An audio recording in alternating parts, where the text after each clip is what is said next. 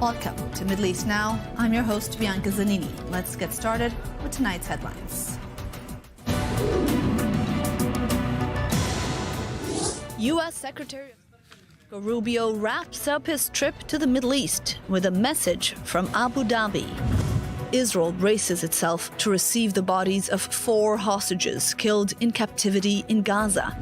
And we bring you an exclusive interview with a Palestinian deep inside Gaza, critical of Hamas and worried for the future of the Strip. We begin with the future of Gaza.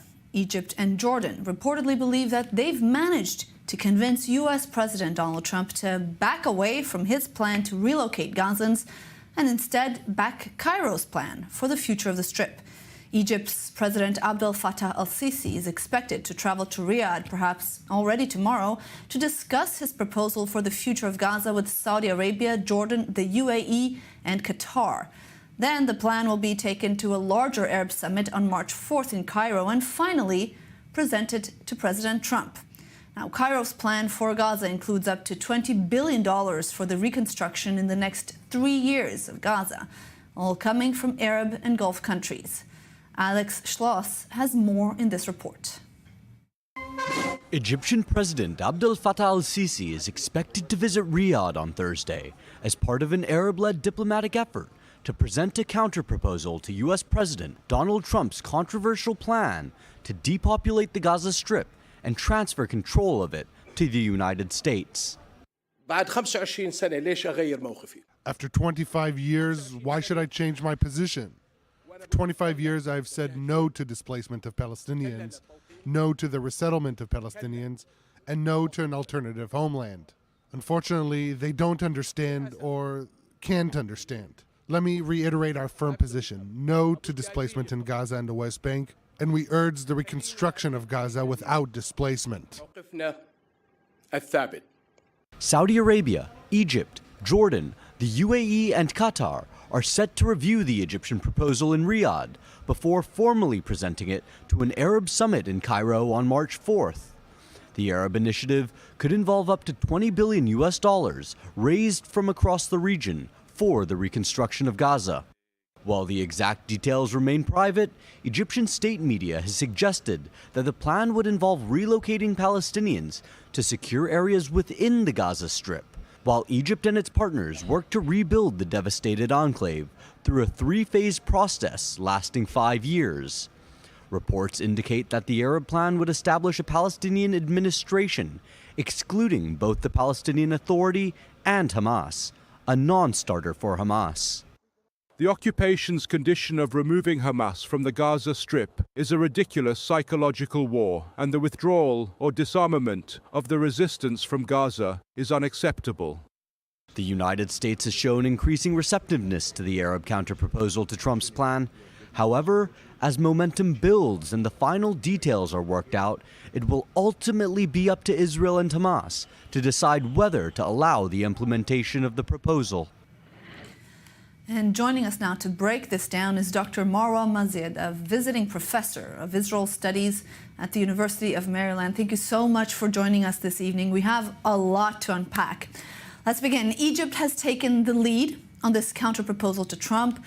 There are several reasons for that: geographic, strategic, historic. But what are the main domestic factors fueling Sisi's push for this counter-plan? The domestic factors is that the proposed plan by Trump, which is actually inserted by Netanyahu probably, is unacceptable to the population, to the Egyptians, to the military, to anybody and everybody. So Sisi is only going to be reflecting the sentiments on the ground and the sentiment within the state apparatus, the establishment, the ministries, the military. So Trump's plan is not really a plan. He just coveted Gaza. He thought it's a nice Mediterranean shore, and he started thinking, oh, maybe the U.S. can play a role of coming in between all of those fighting, parties, and maybe bring peace. And it's a ridiculous plan, but I can see how he can just like the idea, yeah, peacemaking. And I think this was just something that probably Netanyahu talked him into, and he thought, yeah, why not? Let's see, fly with it. And of course he did, and he got the resistance he expected, right? From the Jordanians, from the Egyptians. These are serious people, so they don't take this nonsense and just fly with it. So Saudi Arabia, obviously. So I think, the counter plan is the rational one, meaning Egypt, of course, will be on the ground helping with the reconstruction. The Arab countries will help with the reconstruction. There will be development and all of that. And the Palestinians are there. No forced migration, no displacement, no getting them out anywhere. And being helped by the Arab countries to rebuild this after this devastating war. So it's all in place now. It's just like, it was an interesting couple of weeks. Right. You're saying that, regardless of whoever was behind the idea presented to Donald Trump to take over Gaza and relocate Palestinians, did Egypt ever really have a choice except to present a counter offer? I mean, the Egyptian president could never say yes to Trump's proposal, and he also could never fully dismiss the U.S. and the financial help it gets from the Americans. What was there ever another choice than to actually present a counter proposal? No, see, let's talk about the financial stuff, the aid or whatever. Let's just be very clear about the aid. The military aid that both Egypt and Israel receive from the United States as a purveyor of the peace treaty, as it's a token, it's a symbolic thing. What is $1.3 billion? We're talking about trillion of dollars in running an economy, be it Egypt or any other country. 1.3 billion is nothing. So Egypt can live definitely without the military aid or any of these kind of peanuts of assistance. But it's an obligation from the United States to give and disperse of that aid to both Egypt and Israel in kind of parallel equivalence of some sort, so that the peace is maintained, that treaty is in place. These countries are both equipped, and the military needs are met, and weapons are purchased, all of that, so that they don't go to war with one another. If you start, meddling with this equation, saying, oh, I'm going to cut here or do that, then it's meddling with the entire architecture of the peace treaty and the peace between these two countries. And the United States is not interested in any of that. And Egyptians understand that very well. So this is that was never an issue. And no amount of aid, even if it's like 20 billion, 30 billion, would be sufficient to take a measure like the one Trump is proposing, or like, oh, take all the Palestinians to Egypt and let's call it a day. No amount of aid would be sufficient to liquefy this cause for the Palestinians and meet and face the resistance and criticism from within Egypt. So Egypt was never going to do that. But the Arab parties, actually, including the Jordanian king, they were very tactful about handling that. They really saw Trump all excited about talking about Gaza. He loves the Mediterranean Sea right now. He's coveting this. He likes the potential Trump towers over there. They let him imagine it and think it, and they didn't clash with him. But they immediately, nonetheless, said, we have a proposal, you're going to see it in time. Actually, it was very smart and tactful from the Egyptian side to not even show the plan the next day. But the plan is clear. Egypt plays a role in reconstruction, helping with assisting the Palestinians to create a kind of a functional government, being on the ground even for some security work, but in kind of understanding with Hamas itself, so that the Egyptian over there in Gaza would never be attacked by Hamas, let's say. So there has to be a very kind of orchestrated plan, and it's there, but they didn't even push to announce it right away, so that Trump cools off from this idea. Today, you see the coverage in different outlets, including the Middle East Eye. They're saying Trump is interested in backing the Egyptian plan for Gaza, with the Palestinians in place, but with a lot of development and maybe touristic things on the shore and everything, but without the way he said it earlier. So I think it all is resolving like it should be. And the relations between the United States and Egypt are very strong. They are strategic, they are long-term. And relations with the other Arab countries as well, especially Saudi Arabia and Jordan, for that matter. Now, you mentioned the relationship between Egypt and the U.S. and the other Arab countries, and you mentioned also the Egyptian population, how they're standing quite united, very united on the Palestinian issue here. In your view, after all these years, is Israel still somehow seen as an enemy in the minds of many Egyptians, particularly now?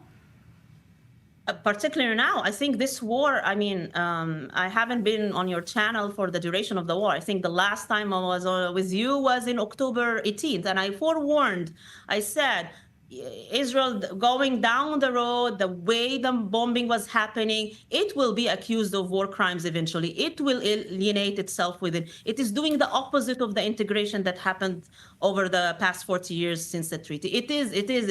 And Israelis didn't listen, and they pursued that strategy, which is a failing strategy, thinking that they will eliminate Hamas or achieve total victory, whatever total is. It really thinks of total war, which is annihilation. And it evoked all sorts of things. So yes, to answer your question, today, 15 months later or 16 months later, actually, probably most Egyptians, if not all Egyptians, and if not, definitely not all those moderates or whatever, have a very different perception of Israel and its conduct of this war and the way it's setting strategic goals and just alienating itself from years of integration. So yeah, today definitely Israel is not perceived as a friend or as a trusted partner. There is a sense of like, what are you expanding into?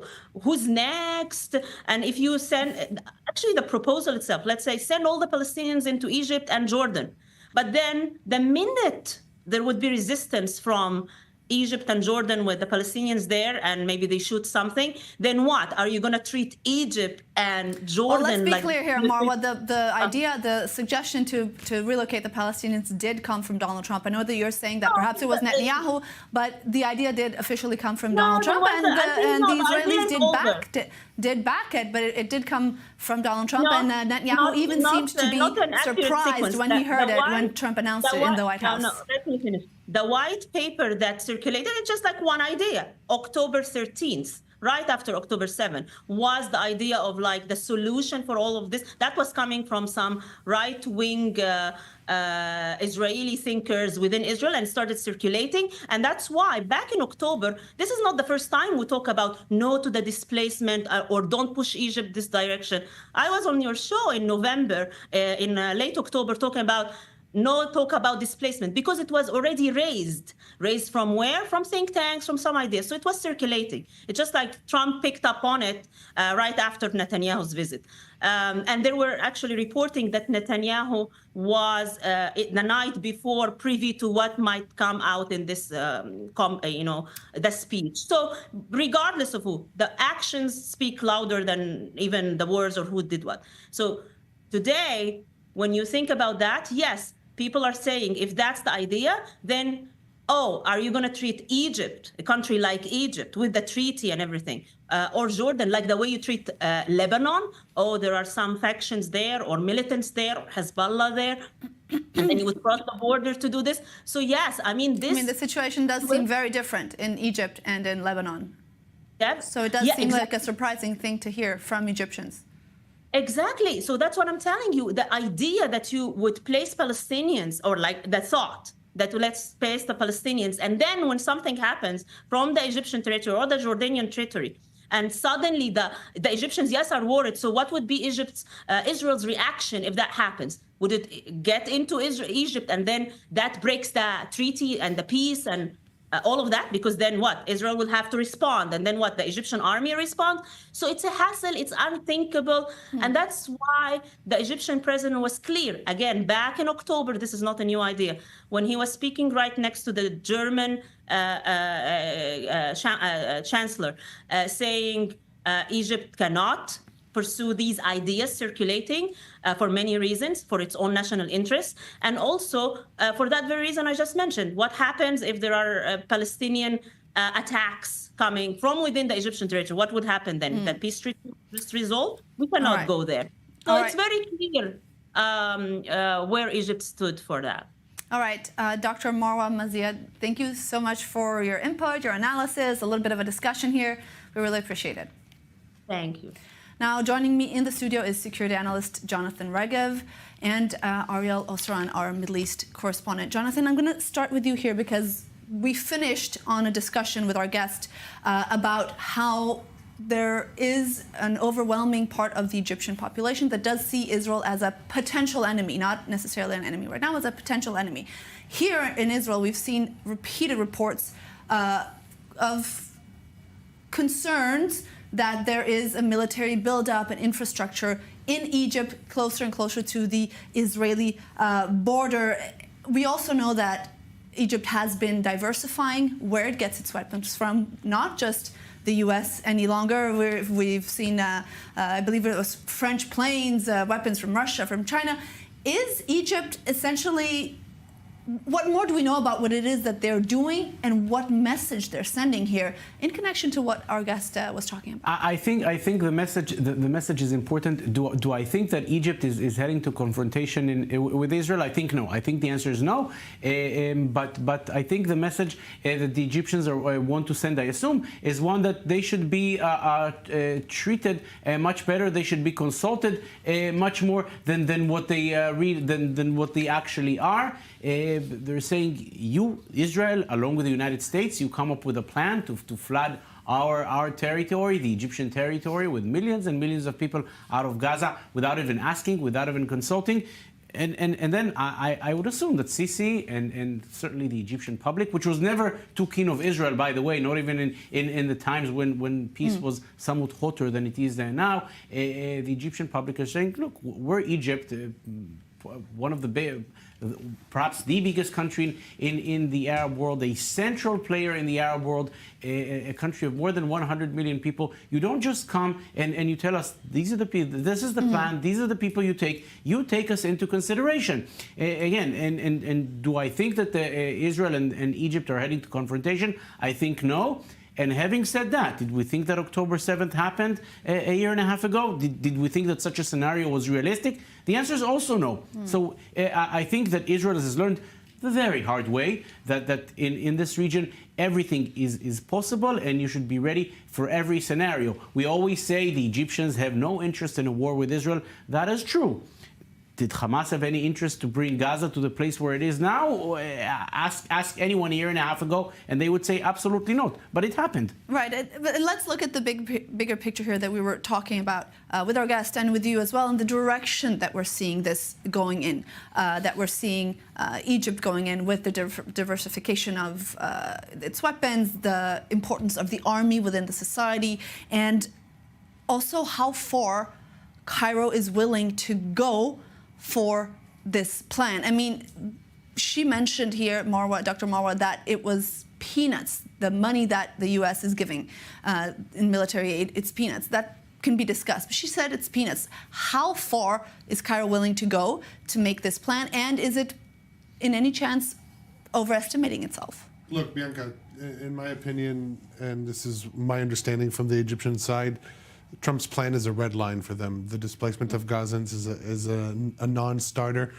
I've heard, I was told 0% such a plan will happen, because you have, unfortunately for Israel, even the countries that it does have peace agreements with, it has peace agreements with the governments, but not with the people. The sentiment on the street, and I think Israelis got the best taste for that. I think, Jonathan, you yourself, when you were in Qatar in the 2022 World Cup, you could see the discrepancy between Israel's relations with various governments in the region, whether it's in public with the countries that it has peace agreements with, or under the table with countries that it has not yet normalized relations with. But there is a big gap between the relations with the governments and the people. And this is not only a hard sell for Sisi, it's a no-go, it's a non-starter. Now, as for the position of the Egyptian army, in Egypt they say that there's two states. There's the Egyptian state, and then there's the state of the Egyptian army. It is deeply embedded in Egyptian society, and vice versa. It is considered, I would say, it's not the only Arab country that has this, but perhaps this is most illustrated in a country like Egypt. The highest regard held for the military. That's why we see military leaders ending up being also the political leaders of Egypt. And I think the biggest threat is if you have kind of resentment to such plans from within the army, and you would have maybe breakaway factions. That does not appear to be the case right now. There's a unified front under the leadership of Sisi, but the messaging by the Egyptian army is clear, both to Israel and to the Palestinian people, to the Gazans, not to storm the border. I think this is a dual message that the Egyptians are trying to send militarily. And I totally agree with Jonathan. In a post-October 7th reality, none of us have the luxury of saying it won't happen. We can say we don't think it's going to happen. The current assessment in Israel is that it's not going to happen, but Israel needs to prepare for the worst.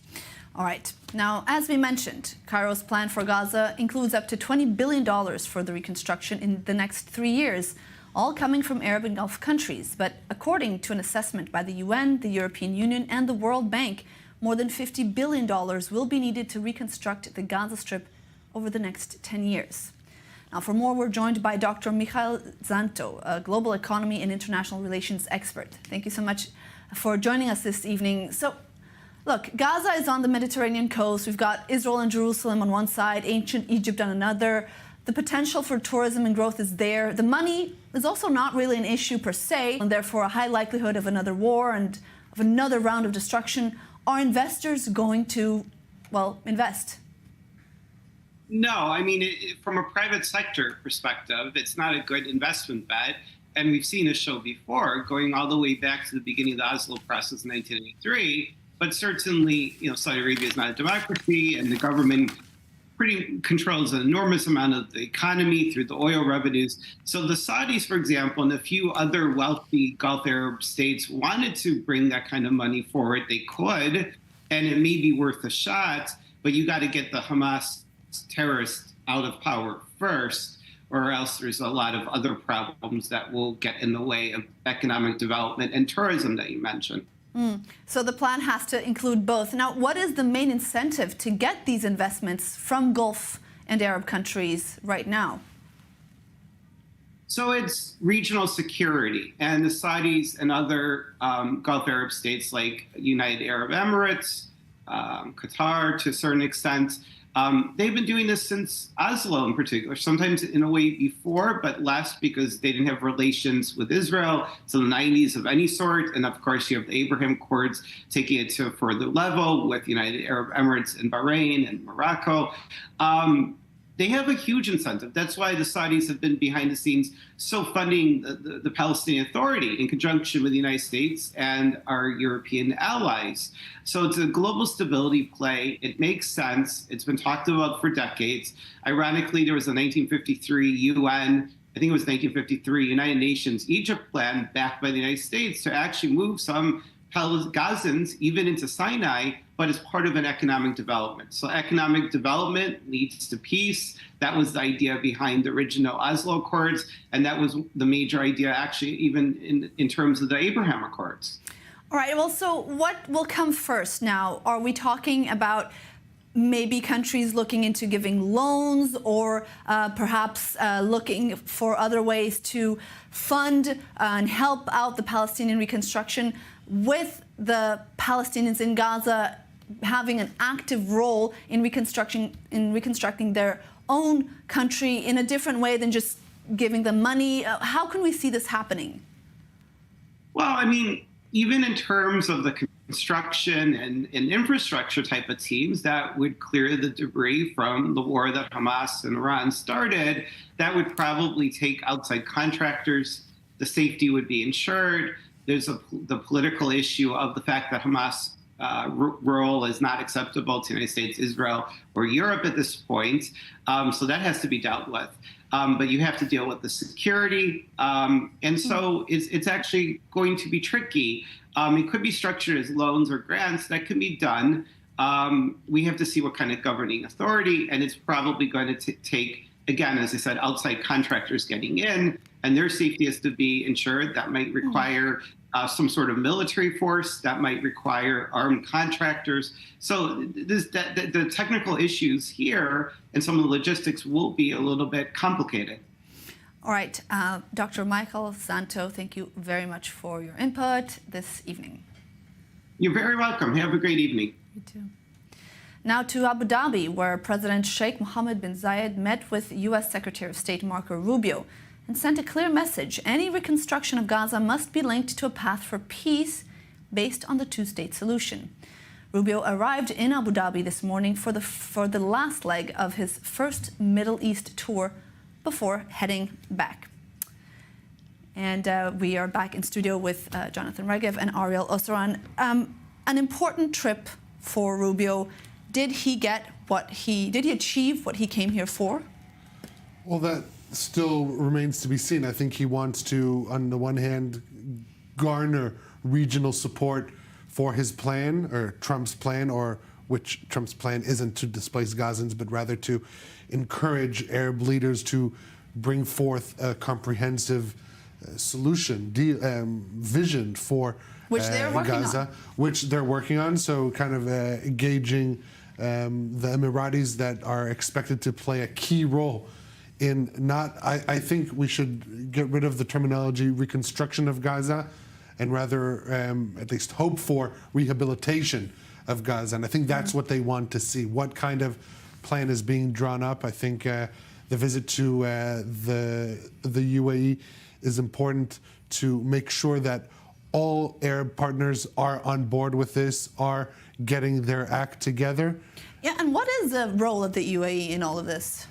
I don't want to be as blunt as to say bank account, but that is a significant element in that, using because their influence in the region isn't really isn't military or even diplomatic as much as they would want to see. That is more the role that the Saudis and the Qataris play in the region. But the Emiratis are going to play a key role in everything that has to do with the rehabilitation of the Gaza Strip, of allowing various projects and companies to come in and work. And also the Emiratis are the first, so far only, Arab country that have put their hat in the ring in terms of sending military forces to be part of this international Arab, I don't know if it's a peacekeeping force, but a military force international on the ground. So the Emiratis are a key partner here, and we will only see the fruits of this visit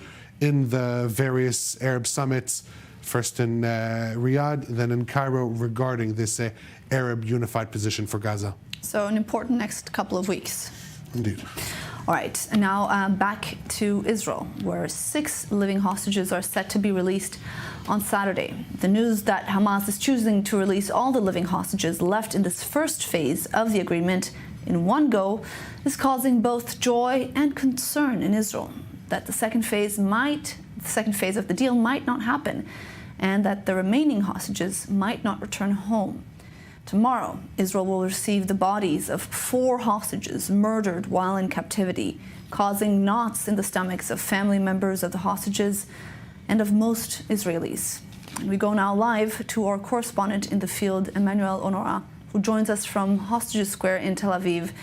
Emmanuel, we know the names of the 6 living hostages coming back on Saturday. Israel has yet to officially say the names of the 4 bodies coming back tomorrow. What do we know at this moment, and what are we hearing from the families there? Right, it does feel like the quiet before the storm, and the storm being tomorrow with these 4 bodies that are meant to return tomorrow. And you know, the hostage families don't want to speak today. Understandably, there is a lot of fear for certain families, and even though Hamas and the Palestinian Islamic Jihad did give names of who they will be releasing tomorrow, there hasn't been any confirmation from the Israeli side, and there is a whole procedure. There are steps that need to be taken in order for the identification of these bodies. Once the bodies will be retrieved, the IDF will identify them at Abu Kabir, the National Center the National Forensic Center of Israel. So and that is before they inform the families of the hostages that were returned, and of course before informing the Israeli audience. So it isn't even clear yet when those families will find out who are the hostage, who are their relatives, who are the hostages that have returned dead, and especially not the Israeli audience. But there was a message, a statement from the Hostage Families Forum saying that tomorrow they will be meeting here at Hostages Square from the early hours of the morning, but they will not be broadcasting the retrieval of the bodies. And so, as you can see, it's a very different feeling compared to the last few weeks where we've been reuniting here, where the Israelis have been reuniting here in order to see the arrival of the released hostages. Tomorrow will be a very difficult day. Bianca. All right, Manuel Honora, thank you very much for your update. The IDF is reportedly going to hold a small ceremony as the bodies arrive into the country, but so far the media is not going to be allowed there, not going to be reporting from there.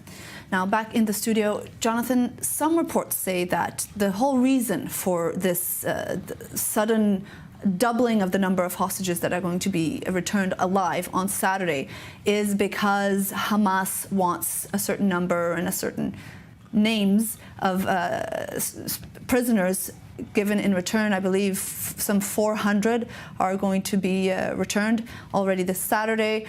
Others say that Egypt was part of making this happen. Israelis say that this was already something that was begun to be negotiated weeks ago. What do we know about the reasoning for this? First of all, it raises the question: if you can bring back 6 hostages instead of in 2 different times in one time, then why not bring all the 25 living hostages which are coming back in this first phase, bring them back together? Why did Israelis have to wait for it's been more than a month since the process began? Why couldn't everyone be brought together? This is also a question that is being raised.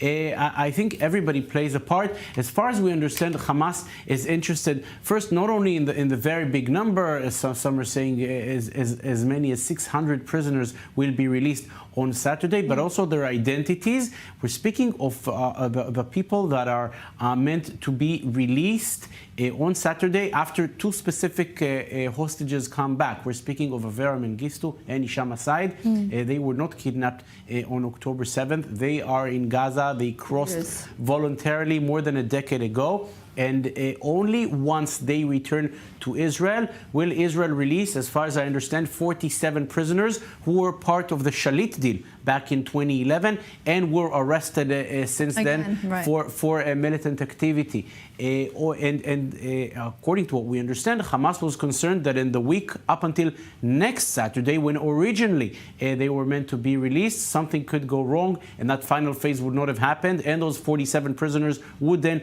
not be released. This, according to sources in Gaza, is the reason why Hamas agreed to speed up. Israel, of course, is willing to get everyone back together. I'm sure the mediators also had they're saying this. We were not aware of the clause that says that in day 33, which is tomorrow, for bodies will be coming back. The general public was only made aware of this, I think, yesterday or the day before. At the end, by Saturday, less than 72 hours from now, Israel should have 10 more hostages. 4 bodies will then be left in the first phase. The big question then, what will happen in the second phase? 59 hostages will still be left behind after this phase is over. And if we get to the second phase, I mean, we reported, I believe, last week with you here in studio, Ariel, that there's talks that the second phase might begin later, that there's going to be a delay.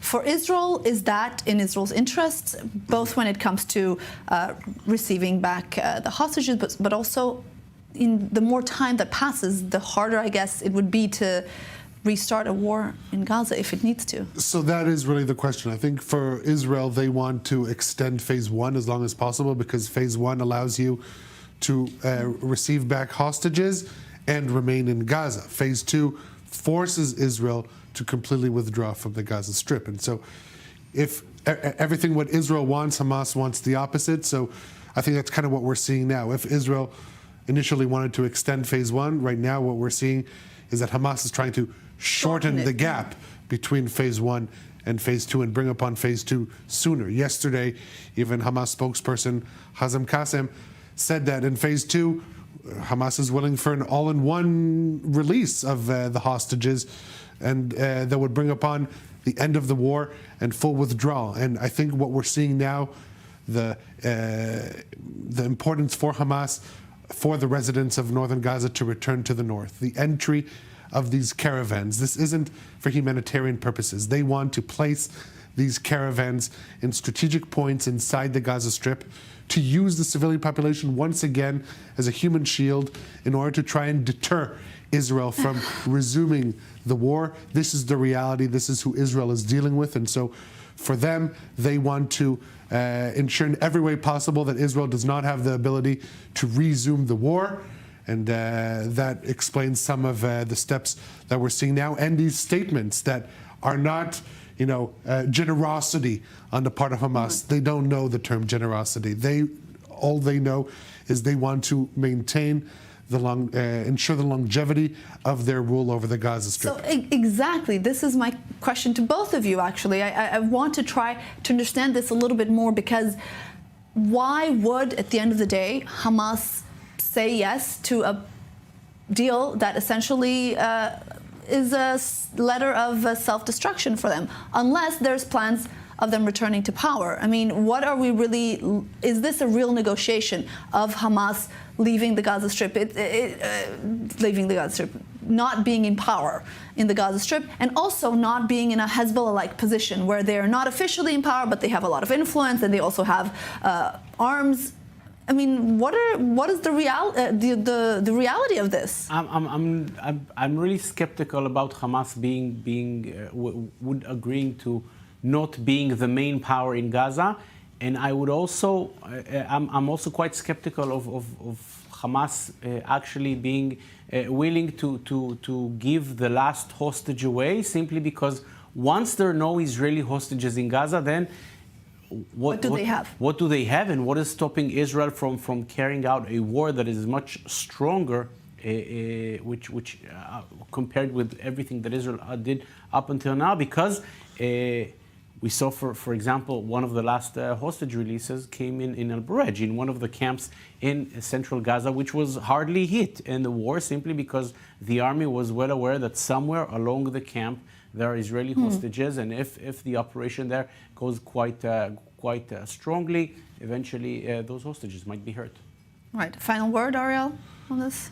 Yeah, no, I totally agree with Jonathan. I think the ultimate goal for Hamas, they're realizing that Arab leaders may push them out, so they are trying to find a way to remain in control in some way, but also play along with international demands.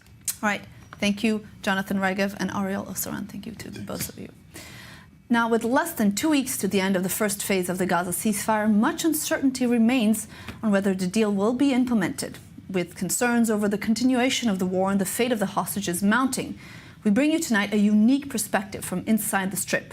Our Middle East correspondent Ariel Osran spoke with a political activist living in Gaza who describes the current living conditions inside the Strip and voices rare public criticism against Hamas.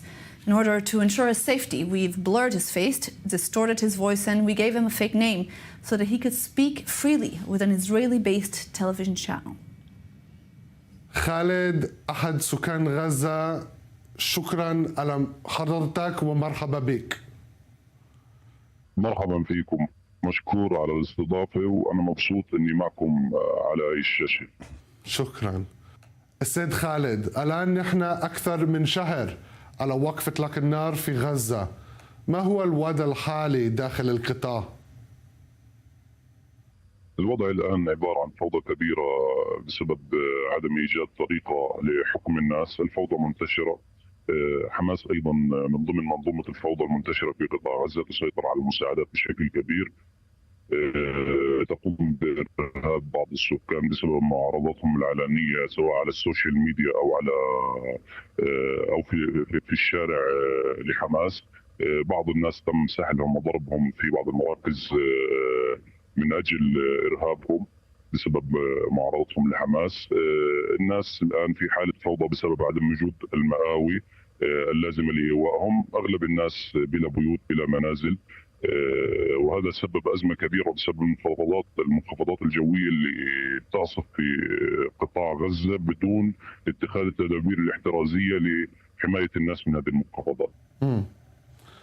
هناك حديث عن أن الحرب ستعود إذا فشلت المفاوضات.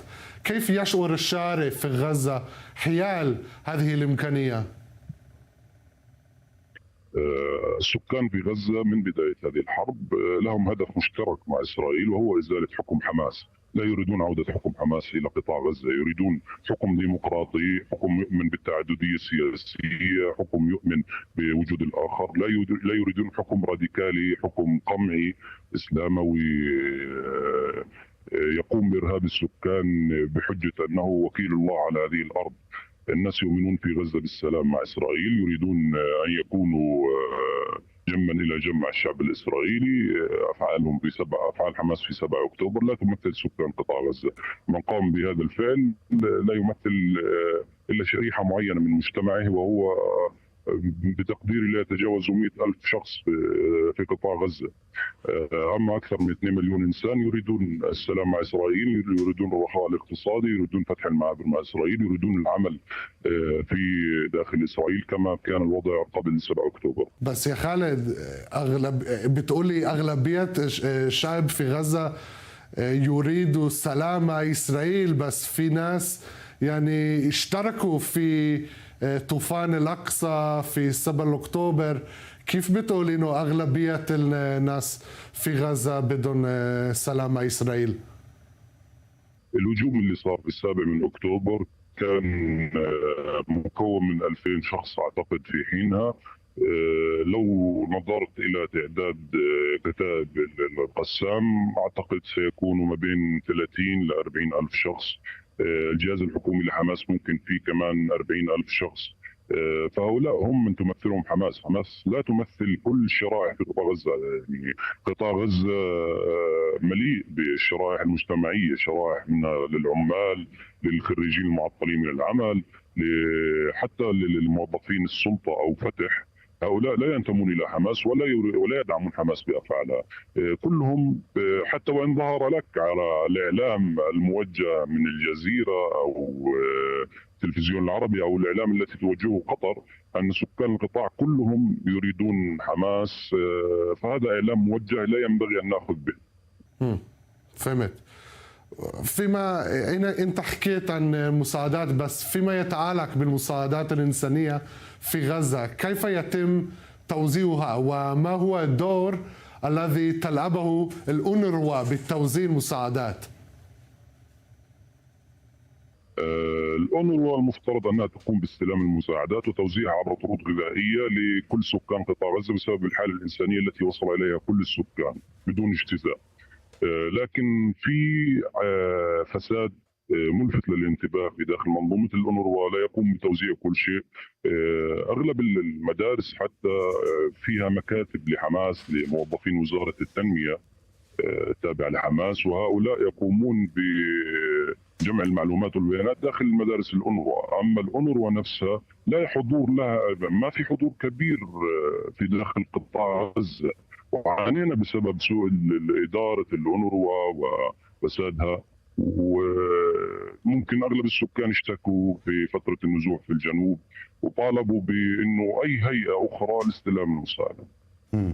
بس من ناحية التوزيع العام للمساعدات بتقولي إنه ما في يعني توزيع حر للمساعدات وحماس بيسيطروا عن كل شيء. بالضبط، حماس الآن في فترة ما قبل الهدنة كانت تسيطر على أكثر من نصف المساعدات. في بعد وقف إطلاق النار الآن تسيطر على كل المساعدات بشكل كبير. عادت تأهيل نفسها اقتصاديا من خلال هذه المساعدات، وأيضا ممكن تستفيد منها ناحية إعطاء موظفيها الحكوميين رواتب واعطاهم المساعدات. انا ارى السيارات تقوم بتوزيع المساعدات على اسر حماس في المناطق في غزه. سيارات حماس طبعا. استاذ خالد، هل هناك ظاهره عوده سكان شمال قطاع غزه الى الجنوب بعد ان راوا انه لم يبقى شيء في شمال؟ صحيح، في عدد كبير من السكان، يعني منطقة أقصى الشمال، جباليا، بيت حنون، بيت لاهية، منطقة مدمرة بالكامل، غير صالحة للحياة وغير صالحة للسكن. فهؤلاء الناس منهم من كان موجود في مدينة غزة في الأساس بقي في مدينة غزة، وأما من عاد من الجنوب عاد إلى خيمته في النهاية في جنوب قطاع غزة، في المواصي، في دير البلح، في النصيرات، في هذه المناطق. كونك ما عندك مسكن ولا مأوى، وفي مناطق ما بتوصلها اصلا المياه، فهي غير صالحه للحياه. وبخصوص حماس، ما مدى سيطرتهم في الميدان؟ حماس الان كحكومه تمارس دورها بشكل كامل، مسيطره بشكل قوي على شمال قطاع غزه وعلى مدينه غزه وحتى على مناطق جنوب نت سريم. من نت سريم حتى ما قبل فيلادلفي هي تسيطر بشكل كامل على الناس، تسيطر على المساعدات، تسيطر على مراكز الشرطة، على افتتاحها في بعض مراكز الأونروا وفي بعض المراكز الأخرى التي قامت بالسيطرة عليها بطريقة البلطجة. وهل تعتقد أن هناك تراجع في تأييد لحماس حاليا نتيجة الحرب؟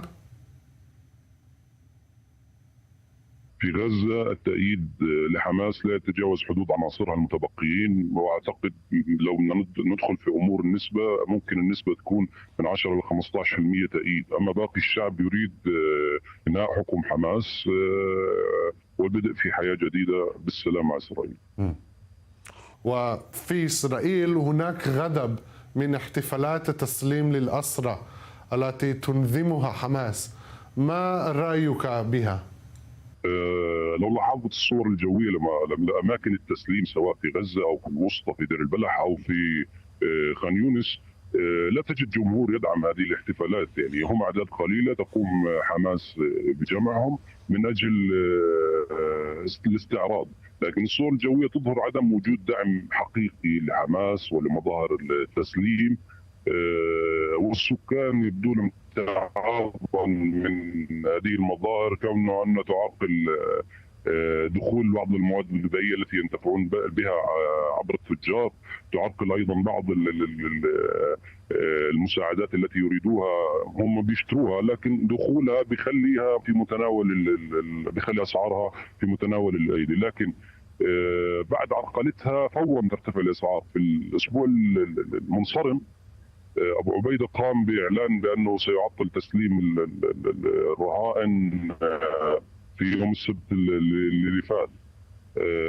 فورا ارتفعت الاسعار، الطحين ارتفع، المواد الاساسيه ارتفعت، السكان عاشوا في مهلكه كبرى بسبب تصريح عبثي. مثير للاهتمام.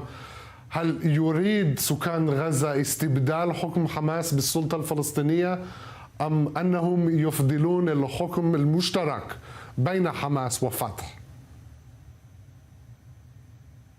هم لا يريدون الوجوه اللي كانت موجودة خلال الربع قرن الماضي. هم يريدون وجوه جديدة، حكم جديد، حكم شاب نخبوي يكون لا يعتمد على البرامج التي تثير بعض الأحزاب حتى فتح. يريدون حكم ديمقراطي. حماس كانت دينية تتبنى العمل المسلح بشكل علني وواضح، أما فتح في عندها صلاح في بعض أمور الإدارة، لكن في عندهم تنظيم أيضا في إدارتهم، لكن في وضعهم الحالي هم فاسدون. أغلب من يتحكمون الآن في السلطة الفلسطينية وفتح فاسدون. الناس يطمحون لأن يروا إدارة جديدة في غزة. ما في أمل من أي جهة. ما رأيك بخطط ترامب لنقل سكان غزة إلى مصر والأردن ولو مؤقتا؟ شو الفائدة انك تطلع انسان من جحيم الى جحيم؟ الاردن ومصر والصومال والمغرب كلها دول لا يوجد فيها استقرار لا على المستوى الامني ولا على المستوى، ممكن الاردن فقط على المستوى الامني، اما باقي الدول لا يوجد فيها استقرار على المستوى الاقتصادي تحديدا والتنميه. الناس تطلع من غزه لدول مستقره مثل اوروبا، كندا، استراليا، امريكا. هذه الدول اللي ممكن اهل غزه يذهبوا لها. قبل 7 اكتوبر كانوا يروحوا بتهريب عبر تركيا الى اليونان وينطلقوا الى اوروبا، منها الى بريطانيا، ليعيشوا هناك باستقرار كامل، وفي تجارب كثير نجحت في الوصول الى هذه الدول. اما في مصر لا يريد الناس الذهاب الى مصر ولا الاردن ولا حتى بشكل مؤقت. وبالإضافة لو وين يغادروا؟ لو أعطوا لسكان غزة الفرصة هل يغادروا غزة؟ بالتأكيد غزة الآن مكان غير صالح للحياة ومدمر، لكن الخيارات التي يتم وضعها سيئة جدا، وهي أسوأ من البقاء في غزة بالمناسبة. أن تذهب لتعيش في مصر أو في الأردن هذا أمر سيء، لكن إن قلت لأحد السكان في لك فيزا على أمريكا مع تيكت طيارة مع مبلغ من المال ممكن يذهب، أما يروح على مصر والصومال لن يذهبوا. وبإمكان ساعتها أنهم يبقوا في غزة على هذا الدمار إلى حين البدء بإعادة الإعمار. أن يصبر في غزة أفضل من أن يذهب إلى دولة لا يعرفها غير مستقرة ويبدأ بالمطالبة هناك لن يسمعه أحد. في غزة ممكن أن يسمعوا أحد، ممكن إسرائيل في الآخر أنها تضطر لحلول، كونها أنها هي دولة الاحتلال اللي موجودة، ممكن أنها تضطر مثل ما سيطرت على الأرض تسيطر على السكان وتحكمهم وتتكفل بإغاثتهم وإعمارهم بشكل كامل. أما أنك تروح على الصومال أو مصر بالتأكيد الدول العربية ممكن تستقبلك في البداية، لكن التجربة سيئة عند الفلسطينيين كونهم موجودين في سوريا، في لبنان، في العراق، في مصر، في الأردن. بعض هذه الدول لم تسمح للفلسطينيين بالعمل، لم تسمح لهم ببناء منازل، لم تسمح لهم بشراء المنازل. فلشو يروح يعيد التجربة في نفس هذه الدول؟ شو الفائدة؟ فالأفضل إنه لأن لو أنت رحت للنماذج اللي انطلقت على أوروبا على أمريكا، هم من أرباب الأعمال ورجال أعمال ولديهم رؤوس أموال كبيرة يشاركون في إعمار هذه الدول واستثمارات فيها سواء في الخليج أو في أوروبا، في أمريكا في جالية فلسطينية كثير جيدة موجود عندها استثمارات بشكل كبير. فأي مواطن بدك تنتشره من الفقر سيعيش في مكان مزدهر فورا. أما تعيش تاخذه من مكان مدمر وفقير وما في تنمية تحطه في مكان سيء، بالتأكيد يعود أفكاره في أنا أريد العودة إلى غزة مرة أخرى. السيد خالد، بالنسبة لك شخصيا هل تغادر غزة إذا كان الأمر كذلك؟ فإلى أين ولماذا؟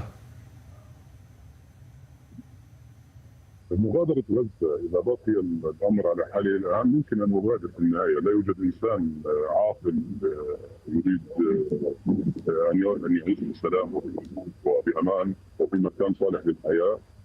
لا يمكن أن يبقى في غزة في النهاية. يريد أن نغادر إذا بقي هذا الحال على حاله لسنوات كثيرة يريد المغادرة. لكن من دول العالم الأول استراليا، كندا، امريكا، اوروبا ممكن ان نغادر اليها، لكن اذا لم تطرح عليه اختيارات في مرحله معينه او لم استطع الحصول عليها بالاجتهاد بالتفصيل سابقه في غزه بالتاكيد، فلن اخرج من دمار الى دمار. السؤال الاخير السيد خالد، ما هي رسالتك الى الشعب الاسرائيلي؟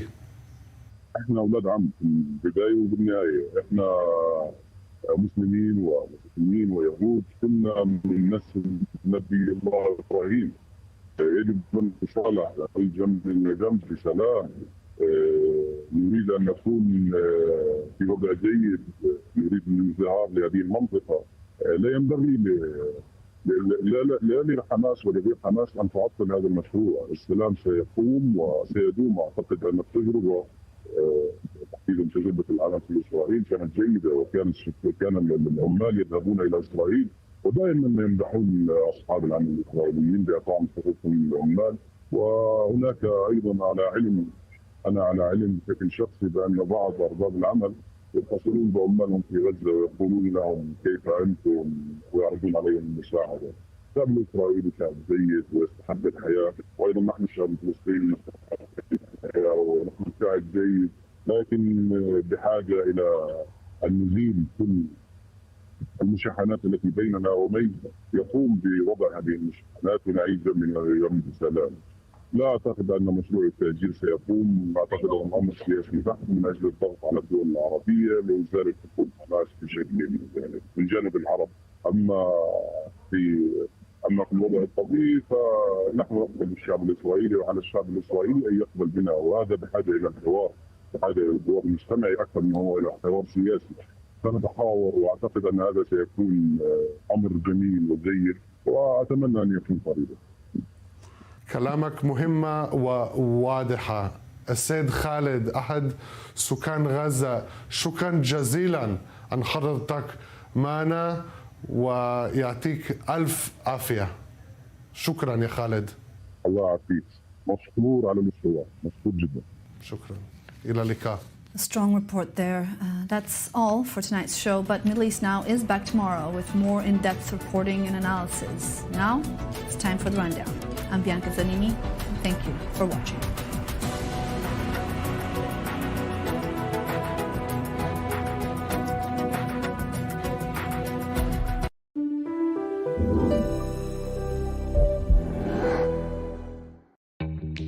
Copper, heat therapy, cold therapy, Theralite warm-up, microcurrent tech, extension handle. This is the ProSage Thermo Copper, the latest percussion massage gun tech advancement available from Evertone. The ProSage Thermo Copper is the only 6-in-1 percussion massage gun with warm-up technology, hot and cold therapy, microcurrent, and now are you ready for this? The benefits of copper. Get deep muscle warm-up technology and a professional athlete-level massage for full body recovery and relief. Back in 2018, Evertone's invention of the ProSage created the craze in the market for advanced professional-level percussion massage. Featured on The Talk, Entertainment Tonight, CNN, and others, the ProSage Thermo Copper 6-in-1 is a powerful percussion massager with our patented Theralite warm-up technology, advanced copper head therapy with unique copper benefits, our proprietary heat therapy head for deep muscle penetration, and the cold therapy head for soreness and inflammation. Microcurrent tech for pain recovery and restoration, and it even comes with our newest extension handle, so you can reach anywhere on your body. This makes the cordless ProSage Thermo Copper 6-in-1 with 5 unique massage heads, the most advanced professional level massage gun available. The gold standard in massage guns is now the ProSage Thermo Copper, with targeted pain relief.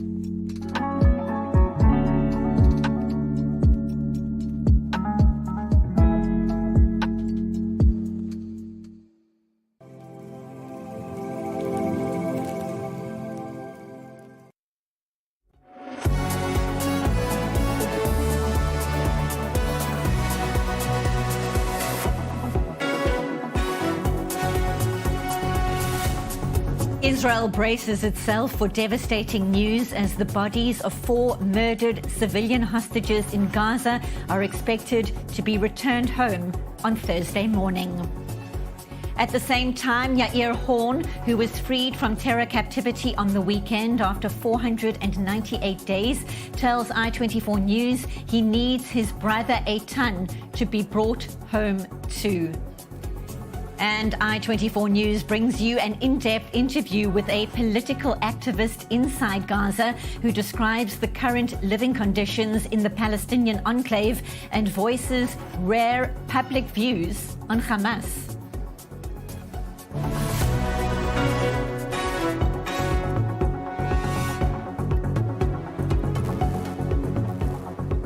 This is the rundown on I24 News. I'm Benita Levine. A sleepless night ahead as Israelis wait for the expected release of the bodies of 4 murdered hostages, the remains of 4 Israeli civilians who were abducted during the October 7th terror rampage and were murdered in terror captivity. Just a short while ago, Israel receiving a list. Families have been updated, but the names are not being published. Part of phase 1 of the current ceasefire deal between Israel and Hamas in Gaza.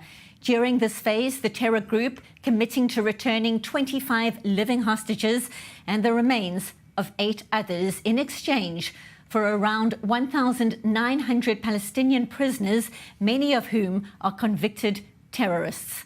For the past few weeks, there have been emotional reunions between freed hostages and their families who never knew if their loved ones had survived the torture, starvation, and psychological threats inside the terror tunnels of Gaza. Tomorrow will be different. Israel will conduct its own forensic identification process inside the country. But it has confirmed the names of the 6 living hostages set to be freed on Saturday: Tal Shoham, Omer Shem Tov, Omer Venkat, and Elia Cohen, all abducted 502 days ago, and Israelis Avera Mengistu and Hisham al-Sayed, who have been held by Hamas since they entered the Strip on their own more than a decade ago.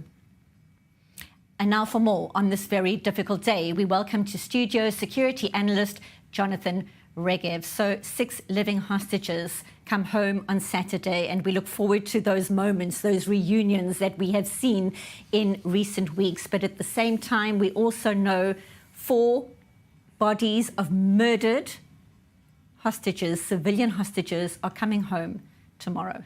And we know that these are civilians. We know that we can already, we know who the 6 living are. Therefore, we know if you take those 6 living and when there's a list of 14, then it leaves you with 8 people that we can only assume are not alive anymore. All of them civilians, all of them taken from their homes. None of them is a soldier. They're all old people, young people, and it's a terrible feeling. Tomorrow, 4 hostages will be returning home, will be brought home. I don't even know how to define it. But if we've all seen the images in the last few Saturdays, the very emotional reunions with families, the emotional gatherings at Hostages Square every Saturday to see the people together, the breath being taken away when you see the hostages for the first time, leaving the car for the first time after 16 months, and then being handed to the Red Cross, and then being handed to the Israeli forces still in Gaza, and then crossing into Israel, and then meeting the families. All that will not happen tomorrow. A completely different scenario, which is very somber. The Israeli public was well aware that this was about to happen. The ceasefire began about a month ago, and it was well understood at the beginning that not everybody will return alive. But now that this is happening, and tomorrow when we will realize that 4 people are coming back not alive and their identities will be found out, it will clearly be a very difficult day. And in fact, those identities are now being confirmed. The list has been handed to Israeli authorities, and this is just devastating news for the entire nation.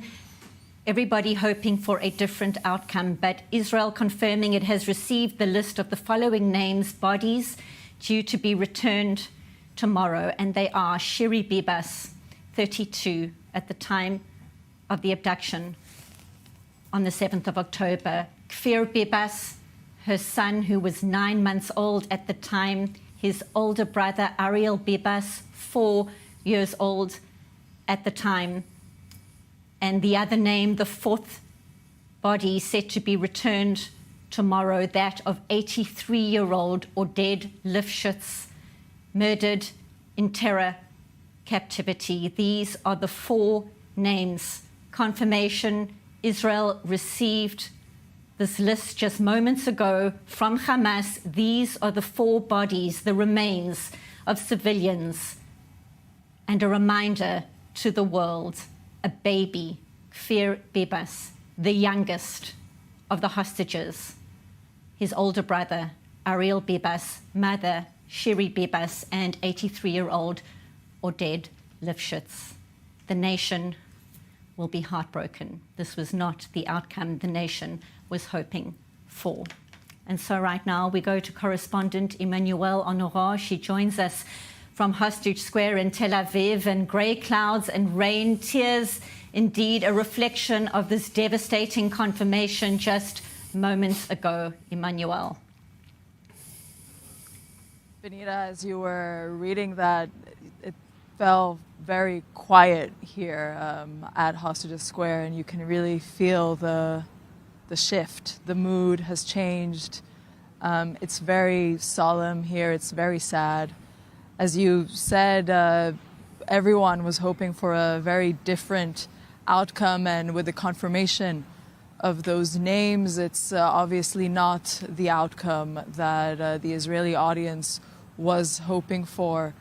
And the Hostage Families Forum did come out with a statement earlier saying that tomorrow they will not be broadcasting the return of these bodies, these dead hostages returning home, unlike all the other Saturdays, all the other days when there were releases and joyful reunions. Tomorrow will not be one of those days. In contrast, they did say that they will be here. The hostage families, some of them and their supporters, will be here to stand shoulder to shoulder, show their support for those who will not be meeting their loved ones again.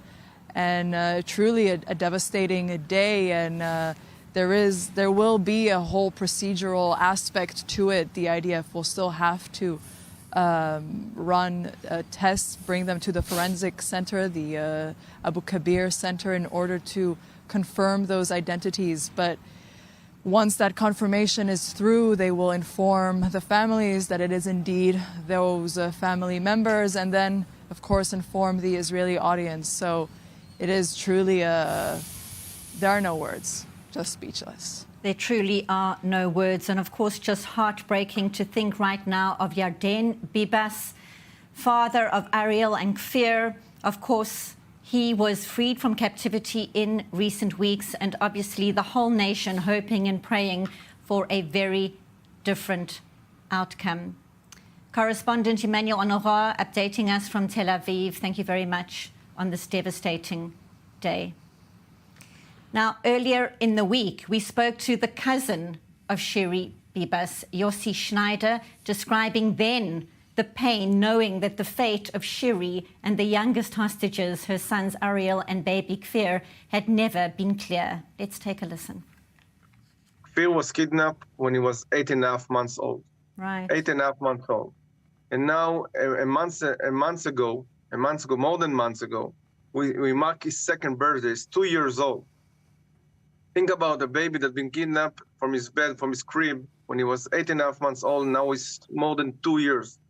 Think about how time it is. It's not 500 days. It's eternity, especially in these ages. Yossi Schneider speaking to us earlier on in the week. Jonathan Regev, security analyst, still here in studio, and there's a Hebrew expression, Halev Nishbar, the heart is broken, and that has to sum up how the entire nation is feeling with this confirmation just moments ago that the youngest hostages, a baby, Kfir Bibas, his older brother Ariel, mom Shiri, and Oded Lifshitz, an elderly peace activist, this is the confirmation, their bodies coming home tomorrow, murdered in captivity, coming home for burial. How does the nation even process this right now? It's a terrible thing to process, and we're already hearing comments coming from the other side, from Hamas and the Islamic Jihad, saying we treated the prisoners, as they call them, we treated the prisoners as prisoners should be treated, with all due respect, but they were killed in Israeli bombardments. How do you treat a 9-month-old baby in captivity? I don't know. I have no answers. How do you steal a baby out of its crib? First question. A 9-month-old baby, the older brother, how old? 4 years old. An 83-year-old man. How do you treat them with dignity in captivity? You ask how the nation processes that. How do you process that? How do you accept that? And this is and the 83-year-old man, Oded Lifshitz, is not even the oldest man that was taken into Gaza. There are older people that were taken. So were they killed in an Israeli bombardment? Were they were they murdered by their captors? I don't know. Does it matter? Does it make any difference? These are people that they're not part of the game. A baby that is 9 months old, an 83-year-old man, a 4-year-old boy, they should not be a part of it, but they are. A mother protecting her 2 young children. Of course, those images, that footage will be etched in the hearts and minds of the entire nation. And again, Yarden Bibas, one can only begin to try and fathom what he must be feeling right now. Beyond devastating, just gut-wrenching to think innocent civilians taken on the 7th of October, and now the confirmation that their bodies will be returned tomorrow. They were murdered in captivity. They will be brought home tomorrow for burial. This is just the most gut-wrenching outcome. And it bears repeating, Jonathan, that Israelis feel like they know everybody. This is one huge family, and the hostage families, they're household names right now. Certainly the hostages, each one of them, their stories are known. And so it's a collective mourning for the whole of Israel and for Jewish communities around the globe who have been hoping and praying that this outcome would be very, very different, that we'd see some kind of reunion like we've seen in recent weeks. Exactly, and again, tomorrow 4 hostages will be, I don't know how to even define it, returned, taken back, I don't know, but they will not be hostages anymore. I will define it this way, but it's going to be so much different. There was so much happiness every Saturday. You could feel it just the first time that you see the people coming out of the car. These are people that Israelis have not seen for a year and 4 months.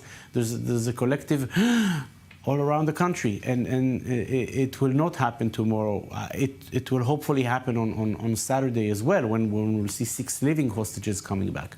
But tomorrow will be different. Having any hostage returning back not alive is difficult. Each one of them, having these specific names, which are household names, it is said in Israel that many people have, even if you don't know anyone personally, you get connected to certain people. How can you not get connected to a story of a 9-month-old baby taken captive? POW, I don't even know how to call it. It's a 9-month-old hostage. And difficult to comprehend. And the deafening silence internationally from women's organizations, Shiri, a mother, from children's rights organizations, these 2 young children, not to mention Oded Lifshitz, an elderly man. Where was the outcry? It wasn't there then. Let's see if it'll be there now. Jonathan, stay with us, because our coverage continues. Listen to this. I need my brother back. The impassioned plea from Yair Horn, who was freed from terror captivity on the weekend after 498 days, but is waiting for word on his younger brother Eitan, who is still being held hostage. Yair spoke to our sister Hebrew channel, saying his captors watch the I-24 News Arabic channel. He says as long as there are hostages in Gaza, he is still a hostage too. Let's take a listen. I'm okay. I'm making progress slowly. Rehabilitation will likely be slow, but I feel the support of people. From the streets, from all of Israel.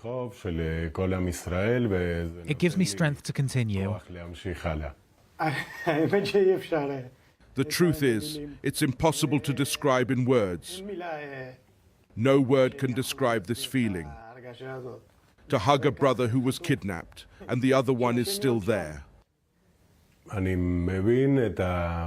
understand the effort all the people made during the past year and a half. And I know it's a tremendous effort, and because of it, 2 days after my release, I joined the struggle. The struggle of everyone to free all the hostages, to bring everyone home.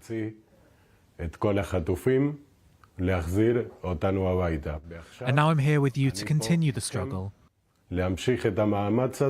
I don't know how much strength I have, but with whatever strength I have left,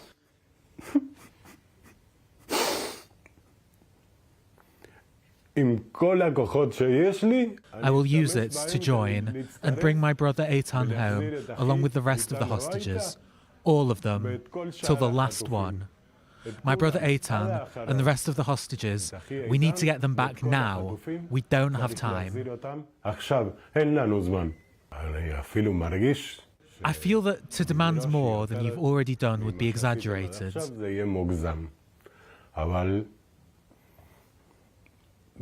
But even so, if you'll permit me,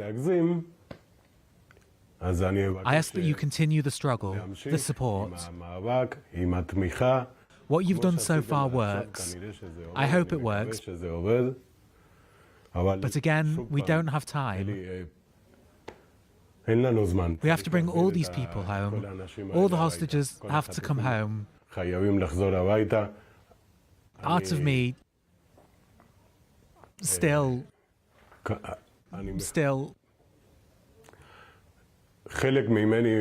part of me is still in Gaza. Part of my heart is still in Gaza. Part of me is still in Gaza. Part of my heart is still in Gaza. I need you, just as you were until now, but stronger. It's possibly our last effort, and I'll say it again. Whatever strength I have left, until I am healthy, I'm joining whatever is needed to return all the hostages and to bring my brother Eitan home.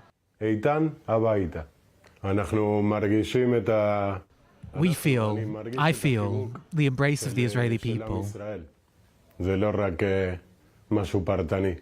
I feel the support, and I ask everyone to continue to the end until the last one is home. An impassioned plea from Yair Horn speaking to I24 News.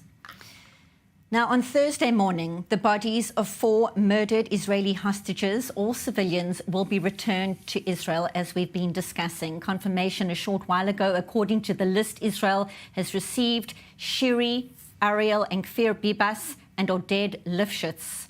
Their remains will be returned to Israel for burial. Beyond devastating. This Saturday, 6 living hostages will be released from terror captivity and reunited with their families.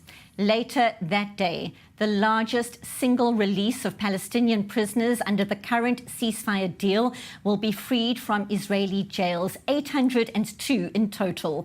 They include 445 Gazans arrested after the October 7th terror rampage, 51 prisoners serving life sentences, 59 prisoners with prolonged sentences, 47 who were released in the 2011 Gilad Shalit deal and were rearrested, 200 women and minors from Gaza who were arrested during the war in exchange for the bodies of murdered civilian hostages. Now, the most notorious Hamas terrorists on this list include Abdul Nasser Issa, responsible for planning numerous suicide attacks; Otman Bilal, a senior Hamas figure, sentenced to 27 life sentences for a series of fatal terror attacks; Ammar al-Zaben, a senior commander in the Hamas military wing, who had been given 27 life sentences and 25 years in prison. He was responsible for the murder of 27 Israelis. 108 of the released prisoners will be deported to other countries. Their first stop will be Egypt. Difficult to comprehend the extent of the details around this deal. And now for more. We welcome Hillel Fuld, a tech columnist and startup advisor and the brother of Ari Fuld, who was murdered by a Palestinian terrorist in the Gush Etzion junction back in 2018. Hillel, thank you so much for joining us. It's such a difficult time for the entire nation, the eve of what is going to be a traumatic day. The bodies of 4 civilian hostages murdered in terror captivity will be returned to Israel. That confirmation coming through just a short while ago. All part of this phase of the deal, seeing 33 hostages freed, not all of them alive. And of course, the deal sees the convicted Palestinian terrorists I just listed there freed from Israeli jails, including the terrorist who murdered your brother Ari in 2018. He's set to walk free soon. Cannot imagine the range of emotions right now. What are you feeling right now? You know, on a personal level, there's no sugarcoating it. It's devastating. It's painful. It's a punch to the gut. But on a national level, we have to do whatever we have to do, whatever we can do to bring back our hostages. We have to reunite these families with their loved ones. And we have to bring back the bodies so that they can be buried in dignity. That's pillars of Judaism. And there's no avoiding that. It's, what we have to do right now. It's what's on the table. It's a horrible deal, but it's also a beautiful deal because this speaks volumes to the value system of the Jewish people. We do everything to bring our people back. Every life counts. That is the crucial value. And of course, this terrorist gets to go home to his family now, and Ari's family, including his children, have to process all of this while also knowing that more hostages are coming home and will be reunited with their loved ones. So incredibly difficult. How are they all doing? How is Ari's family right now? Ari's family are a bunch of heroes. His wife's a hero, his kids are a hero, my parents are heroes, and strong family. We all, we feel the pain, but we also recognize that these families deserve to be reunited, and it's a dissonance that many of us experience, in this conflict as a whole. It's these conflicted emotions, and this deal is just another example of that. But seeing those families reunited is one of the most emotional and beautiful things I've ever witnessed. And at the same time, it's terribly painful to imagine this terrorist who took my brother walking freely. One cannot imagine. And of course, Yahya Sinwar was one of the 1,000 Palestinian prisoners freed in the Gilad Shalit deal back in 2011. We know too well what happened next, the architect of October 7th. How worried are you that these free terrorists, whether in Gaza or abroad, are even more emboldened right now or motivated to keep on killing Israelis? Your sense? Well, there's no question. I mean, these people are deeply indoctrinated from age 0 to try to murder as many Jews as possible. And that's not going anywhere. I think I can't depend or hope that they won't return to terror. I do depend on our leadership and our security forces to make sure to try to prevent that. And I want to believe we learned our lesson from the Shalit deal and from October 7th. And I hope and pray we took precautions, knowing full well that, as soon as they get out of Israeli prisons, they're going to return to terror. My understanding is that the terrorist who murdered my brother is going to be exiled, deported from Israel. I don't have exact confirmation as to where, but, again, we're working under the assumption that they're going back to terror. That's the assumption, and that's probably what's going to happen. And we're just going to have to do our part to make sure that these people we're releasing now are not going to murder more Jews. Certainly such a huge worry. As you say, one only hopes that the necessary precautions have been taken. You mentioned, of course, Ari's family is a family of heroes. Ari, of course, is a hero. Talk to us very briefly about the legacy he leaves, not only for his family, but for the entire nation, especially right now, the nation grappling with grief and hope and wanting to build and look somehow to a future after all this pain and darkness. Well, Ari spent his life saving lives and changing lives, and he did the same when he was murdered. He saved a life in his last breath, and the way I look at this deal is he's continuing to save lives, and these hostages are coming back because of Ari, so he continues to save lives.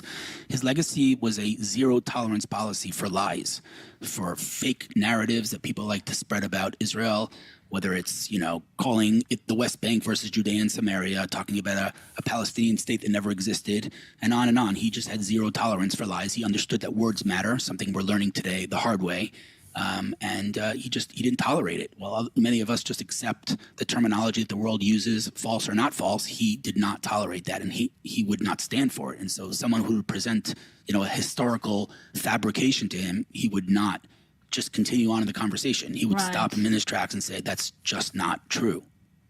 Well, we so appreciate your time. May Ari's memory be a blessing. Thank you very much for speaking to us on The Rundown. Hillel Fuld, appreciate it. Thank you so much. Thank you. Just devastating. But hope for the future, power to the future, a nation that will rebuild out of this dark moment right now. Well, we're taking a very quick break, but when we get back, our coverage continues on The Rundown. I24 News brings you an in-depth interview with a political activist inside Gaza, a special report with our Middle East correspondent, Ariel Oseran. Back in just 2 minutes. Stay tuned to The Rundown.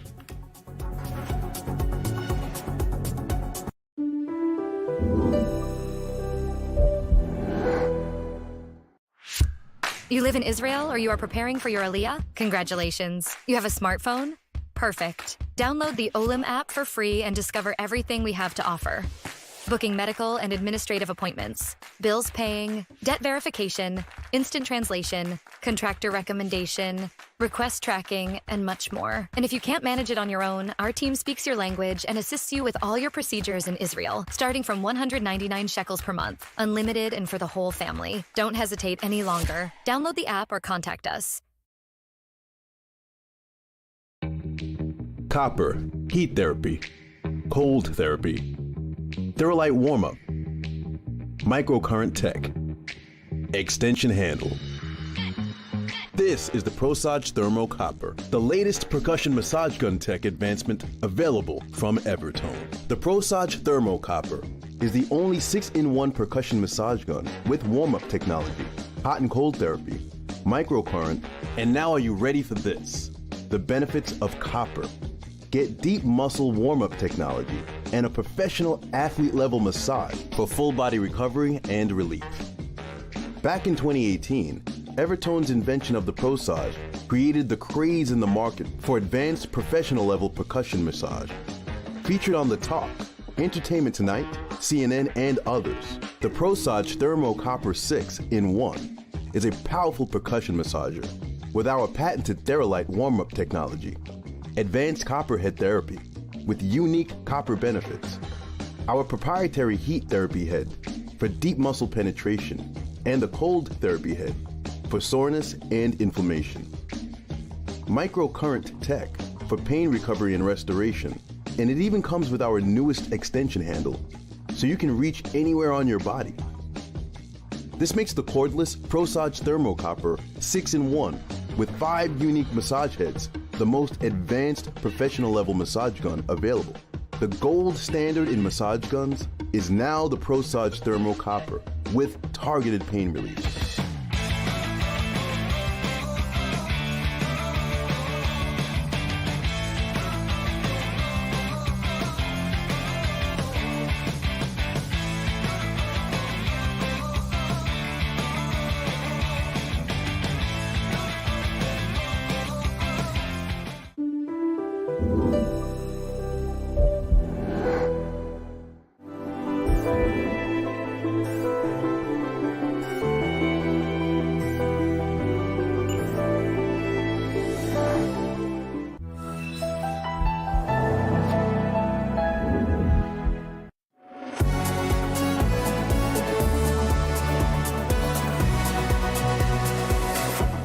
Welcome back. Our coverage continues. It's less than 2 weeks to the end of the first phase of the Gaza ceasefire, and there remains much uncertainty as to whether the deal will be implemented fully, with concerns over the continuation of the war and the fate of the hostages mounting. We bring you a unique perspective from inside the Gaza Strip. Our Middle East correspondent Ariel Osaran spoke with a political activist living in Gaza who describes the current living conditions there and voices rare public criticism against Hamas. Now, in order to ensure his safety, we blurred his face, distorted his voice, and gave him a fake name so that he could speak freely with an Israeli-based television channel. Let's take a look. خالد أحد سكان غزة، شكرا على حضرتك ومرحبا بك. مرحبا فيكم، مشكور على الاستضافة وأنا مبسوط أني معكم على هاي الشاشة. شكرا. السيد خالد، الآن نحن أكثر من شهر على وقف إطلاق النار في غزة. ما هو الوضع الحالي داخل القطاع؟ الوضع الآن عبارة عن فوضى كبيرة بسبب عدم إيجاد طريقة لحكم الناس. الفوضى منتشرة. حماس أيضا من ضمن منظومة الفوضى المنتشرة في قطاع غزة تسيطر على المساعدات بشكل كبير. تقوم بإرهاب بعض السكان بسبب معارضتهم العلنية سواء على السوشيال ميديا أو على أو في الشارع لحماس. بعض الناس تم سحلهم وضربهم في بعض المراكز من أجل إرهابهم بسبب معارضتهم لحماس. الناس الآن في حالة فوضى بسبب عدم وجود المآوي اللازمة لإيوائهم. أغلب الناس بلا بيوت بلا منازل، وهذا سبب أزمة كبيرة بسبب المنخفضات الجوية اللي بتعصف في قطاع غزة بدون اتخاذ التدابير الاحترازية لحماية الناس من هذه المنخفضات. هناك حديث عن أن الحرب ستعود إذا فشلت المفاوضات.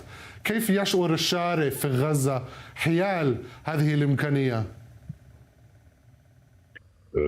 السكان في غزة من بداية هذه الحرب لهم هدف مشترك مع إسرائيل وهو إزالة حكم حماس. لا يريدون عودة حكم حماس إلى قطاع غزة، يريدون حكم ديمقراطي، حكم يؤمن بالتعددية السياسية، حكم يؤمن بوجود الآخر. لا يريدون حكم راديكالي، حكم قمعي إسلاموي يقوم بإرهاب السكان بحجة أنه وكيل الله على هذه الأرض. الناس يؤمنون في غزة بالسلام مع إسرائيل، يريدون أن يكونوا جنبا إلى جنب مع الشعب الإسرائيلي. أفعال حماس في 7 أكتوبر لا تمثل سكان قطاع غزة. من قام بهذا الفعل لا يمثل إلا شريحة معينة من مجتمعه، وهو بتقديري لا يتجاوز 100,000 شخص في قطاع غزة. أما أكثر من 2 مليون إنسان يريدون السلام مع إسرائيل، يريدون الرخاء الاقتصادي، يريدون فتح المعابر مع إسرائيل، يريدون العمل في داخل إسرائيل كما كان الوضع قبل 7 أكتوبر. بس يا خالد، بتقولي أغلبية الشعب في غزة يريد السلام مع إسرائيل، بس في ناس يعني اشتركوا في طوفان الأقصى في 7 أكتوبر. كيف بتقول إنه أغلبية الناس في غزة بدون سلام مع إسرائيل؟ الهجوم اللي صار في 7 أكتوبر كان مكون من 2000 شخص أعتقد في حينها. لو نظرت إلى تعداد كتائب القسام أعتقد سيكون ما بين 30 ل 40 ألف شخص. الجهاز الحكومي لحماس ممكن فيه كمان 40 ألف شخص. فهؤلاء هم من تمثلهم حماس. حماس لا تمثل كل الشرائح في قطاع غزة. يعني قطاع غزة مليء بالشرائح المجتمعية، شرائح للعمال، للخريجين المعطلين من العمل، حتى للموظفين السلطة أو فتح. هؤلاء لا ينتمون إلى حماس ولا يدعمون حماس بأفعالها. كلهم حتى وإن ظهر لك على الإعلام الموجه من الجزيرة أو التلفزيون العربي أو الإعلام التي توجهه قطر أن سكان القطاع كلهم يريدون حماس، فهذا إعلام موجه لا ينبغي أن نأخذ به. فهمت. فيما أنت حكيت عن مساعدات، بس فيما يتعلق بالمساعدات الإنسانية في غزة، كيف يتم توزيعها وما هو الدور الذي تلعبه الأونروا بتوزيع المساعدات؟ الأونروا المفترض أنها تقوم باستلام المساعدات وتوزيعها عبر طرود غذائية لكل سكان قطاع غزة بسبب الحالة الإنسانية التي وصل إليها كل السكان بدون اجتزاء. لكن في فساد ملفت للانتباه في داخل منظومة الأونروا، لا يقوم بتوزيع كل شيء. أغلب المدارس حتى فيها مكاتب لحماس لموظفين وزارة التنمية تابعة لحماس، وهؤلاء يقومون بجمع المعلومات والبيانات داخل المدارس الأونروا. أما الأونروا نفسها لا حضور لها، ما في حضور كبير في داخل قطاع غزة، وعانينا بسبب سوء إدارة الأونروا وفسادها.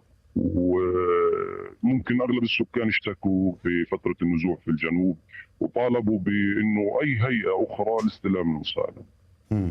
بس من ناحية التوزيع العام للمساعدات بتقولي إنه ما في يعني توزيع حر للمساعدات وحماس بيسيطروا عن كل شيء.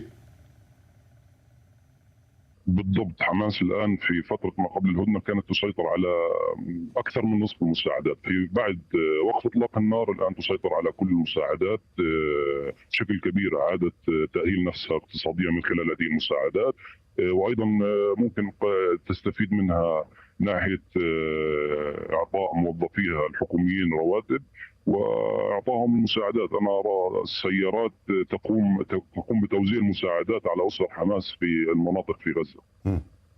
سيارات حماس طبعا. سيد خالد، هل هناك ظاهره عوده سكان شمال قطاع غزه الى الجنوب بعد ان راوا انه لم يبقى شيء في شمال؟ صحيح. في عدد كبير من السكان، يعني منطقة أقصى الشمال، جباليا، بيت حنون، بيت لاهية، منطقة مدمرة بالكامل، غير صالحة للحياة وغير صالحة للسكن. فهؤلاء الناس منهم من كان موجود في مدينة غزة في الأساس بقي في مدينة غزة، وأما من عاد من الجنوب عاد إلى خيمته في النهاية في جنوب قطاع غزة، في المواصي، في دير البلح، في النصيرات، في هذه المناطق. كونك ما عندك مسكن ولا مأوى، وفي مناطق ما بتوصلها اصلا المياه، فهي غير صالحه للحياه. وبخصوص حماس، ما مدى سيطرتهم في الميدان؟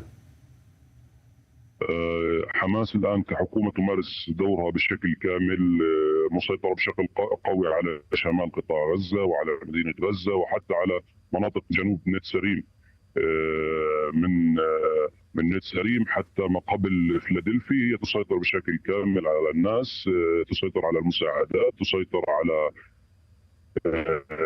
مراكز شغل على افتتاحها في بعض مراكز الأونروا وفي بعض المراكز الأخرى التي قامت بالسيطرة عليها بطريقة البلطجة.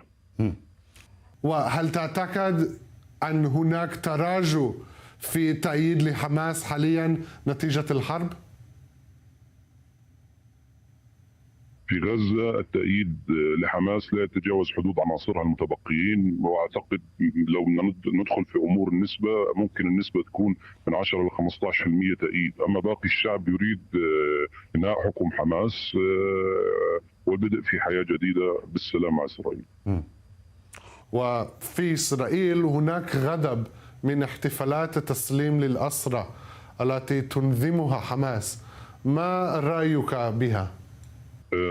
لو لاحظت الصور الجوية لأماكن التسليم سواء في غزة أو في الوسطى في دير البلح أو في خان يونس، لا تجد جمهور يدعم هذه الاحتفالات. يعني هم أعداد قليلة تقوم حماس بجمعهم من أجل الاستعراض، لكن الصور الجوية تظهر عدم وجود دعم حقيقي لحماس ولمظاهر التسليم، والسكان يبدون امتعاضا من هذه المظاهر كونه أن تعرقل دخول بعض المواد الغذائية التي ينتفعون بها عبر التجار، تعرقل أيضا بعض المساعدات التي يريدوها هم بيشتروها، لكن دخولها بيخليها في متناول بيخلي أسعارها في متناول الأيدي، لكن بعد عرقلتها فورا ترتفع الأسعار. في الأسبوع المنصرم أبو عبيدة قام بإعلان بأنه سيعطل تسليم الرهائن في يوم السبت اللي فات. فورا ارتفعت الأسعار، الطحين ارتفع، المواد الأساسية ارتفعت، السكان عاشوا في مهلكة كبرى بسبب تصريح عبثي. مثير للاهتمام. هل يريد سكان غزة استبدال حكم حماس بالسلطة الفلسطينية أم أنهم يفضلون الحكم المشترك بين حماس وفتح؟ هم لا يريدون الوجوه اللي كانت موجودة خلال الربع قرن الماضي، هم يريدون وجوه جديدة، حكم جديد، حكم شاب نخبوي يكون لا يعتمد على البرامج التي تثير بعض الأحزاب حتى فتح. يريدون حكم ديمقراطي. حماس كانت دينية تتبنى العمل المسلح بشكل علني وواضح، أما فتح في عندها صلاح في بعض أمور الإدارة، لكن في عندهم تنظيم أيضا في إدارتهم، لكن في وضعهم الحالي هم فاسدون. أغلب من يتحكمون الآن في السلطة الفلسطينية وفتح فاسدون، الناس يطمحون لأن يروا إدارة جديدة في غزة. ما في أمل من أي جهة. ما رأيك بخطط ترامب لنقل سكان غزة إلى مصر والأردن ولو مؤقتا؟ شو الفائدة أنك تطلع إنسان من جحيم إلى جحيم؟ الأردن ومصر والصومال والمغرب كلها دول لا يوجد فيها استقرار لا على المستوى الأمني ولا على المستوى، ممكن الأردن فقط على المستوى الأمني، أما باقي الدول لا يوجد فيها استقرار على المستوى الاقتصادي تحديدا والتنمية. الناس تطلع من غزة لدول مستقرة مثل أوروبا، كندا، أستراليا، أمريكا، هذه الدول اللي ممكن أهل غزة يذهبوا لها. قبل 7 أكتوبر كانوا يروحوا بالتهريب عبر تركيا إلى اليونان وينطلقوا إلى أوروبا، منها إلى بريطانيا، ليعيشوا هناك باستقرار كامل، وفي تجارب كثير نجحت في الوصول إلى هذه الدول. أما في مصر لا يريد الناس الذهاب إلى مصر ولا إلى الأردن ولا حتى بشكل مؤقت. وبالإضافة لو وين يغادروا، لو أعطوا لسكان غزة الفرصة هل يغادروا غزة؟ بالتأكيد غزة الآن مكان غير صالح للحياة ومدمر، لكن الخيارات التي يتم وضعها سيئة جدا وهي أسوأ من البقاء في غزة. بالمناسبة أن تذهب لتعيش في مصر أو في الأردن هذا أمر سيء، لكن إن قلت لأحد السكان في لك فيزا على أمريكا مع تيكت طيارة مع مبلغ من المال ممكن يذهب، أما يروح على مصر والصومال لن يذهبوا، وبإمكان ساعتها أنهم يبقوا في غزة على هذا الدمار إلى حين البدء بإعادة الإعمار. أن يصبر في غزة أفضل من أن يذهب إلى دولة لا يعرفها غير مستقرة ويبدأ بالمطالبة هناك لن يسمعه أحد. في غزة ممكن أن يسمعوا أحد، ممكن إسرائيل في الآخر أنها تضطر لحلول، كونها أنها هي دولة الاحتلال الموجودة ممكن أنها تضطر مثل ما سيطرت على الأرض تسيطر على السكان وتحكمهم وتتكفل بإغاثتهم وإعمارهم بشكل كامل. أما أنك تروح على الصومال أو مصر بالتأكيد الدول العربية ممكن تستقبلك في البداية، لكن التجربة سيئة عند الفلسطينيين كونهم موجودين في سوريا، في لبنان، في العراق، في مصر، في الأردن.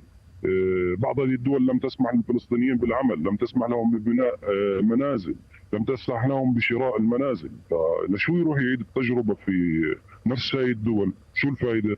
فالأفضل إنه لأن لو أنت رحت للنماذج اللي انطلقت على أوروبا على أمريكا هم من أرباب الأعمال ورجال أعمال ولديهم رؤوس أموال كبيرة يشاركون في إعمار هذه الدول واستثمارات فيها سواء في الخليج أو في أوروبا في أمريكا في جالية فلسطينية كثير جيدة موجود عندها استثمارات بشكل كبير. فأي مواطن بدك تنتشره للفقر من الفقر سيعيش في مكان مزدهر فورا، أما تعيش تاخذه من مكان مدمر وفقير وما في تنمية تحطه في مكان سيء بالتأكيد يعود أفكاره في أنا أريد العودة إلى غزة مرة أخرى. السيد خالد، بالنسبة لك شخصيا هل تغادر غزة إذا كان الأمر كذلك؟ فإلى أين ولماذا؟ مغادرة غزة إذا بقي الأمر على حاله الآن ممكن أن نغادر في النهاية. لا يوجد إنسان عاقل يريد أن يعيش بسلام وبأمان وفي مكان صالح للحياة. لا يمكن أن يبقى في غزة في النهاية. يريد أن نغادر إذا بقي هذا الحال على حاله لسنوات كثيرة يريد المغادرة، لكن من دول العالم الأول استراليا، كندا، امريكا، اوروبا ممكن ان نغادر اليها، لكن اذا لم تطرح عليه اختيارات في مرحله معينه او لم استطع الحصول عليها بالاجتهاد بالتفصيل سابقى في غزه بالتاكيد، فلن اخرج من دمار الى دمار. السؤال الاخير السيد خالد، ما هي رسالتك الى الشعب الاسرائيلي؟ احنا اولاد عم في البدايه وبالنهايه، احنا مسلمين ومسلمين ويهود كنا من نسل نبي الله ابراهيم. يجب ان نصالح جنب بسلام. نريد ان نكون في وضع جيد، نريد الازدهار لهذه المنطقه. لا ينبغي لا لحماس ولغير حماس ان تعطل هذا المشروع. السلام سيقوم وسيدوم. اعتقد ان التجربه تحديدا تجربه العالم في اسرائيل كانت جيده، وكان العمال يذهبون الى اسرائيل ودائما يمدحون اصحاب العمل الاسرائيليين باقامه حقوقهم للعمال. وهناك ايضا انا على علم بشكل شخصي بان بعض ارباب العمل يتصلون بعمالهم في غزه ويقولون لهم كيف انتم ويعرضون عليهم المساعده. الشعب الاسرائيلي شعب جيد ويستحق الحياه، وايضا نحن الشعب الفلسطيني نستحق الحياه ونحن شعب جيد، لكن بحاجه الى ان نزيل كل المشاحنات التي بيننا وبين يقوم بوضع هذه المشاحنات ونعيش يوم بسلام. لا اعتقد ان مشروع التاجير سيقوم، اعتقد ان الامر سياسي بحت من اجل الضغط على الدول العربيه لازاله حقوق حماس بشكل من جانب العرب. اما في الوضع الطبيعي فنحن نقبل الشعب الاسرائيلي وعلى الشعب الاسرائيلي ان يقبل بنا، وهذا بحاجه الى الحوار، بحاجه الى الحوار مجتمعي اكثر من هو الى حوار سياسي. سنتحاور واعتقد ان هذا سيكون امر جميل وجيد واتمنى ان يكون قريبا. كلامك مهمة وواضحة.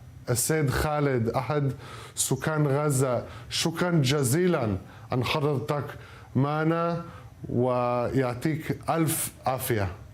شكرا يا خالد. الله يعافيك. مشكور على الاستواء، مشكور جدا.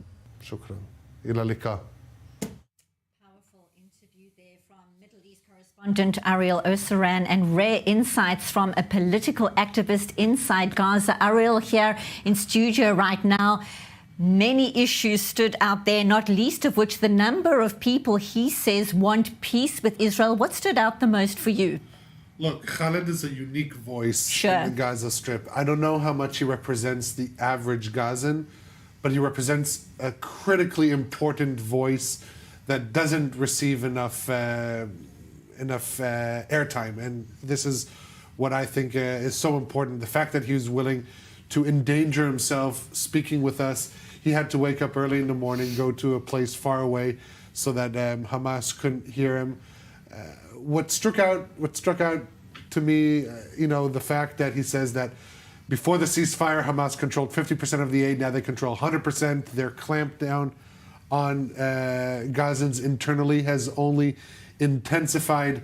This is critical for the world to know. But also, I thought it was eye-opening regarding the prospect of allowing Gazans to leave.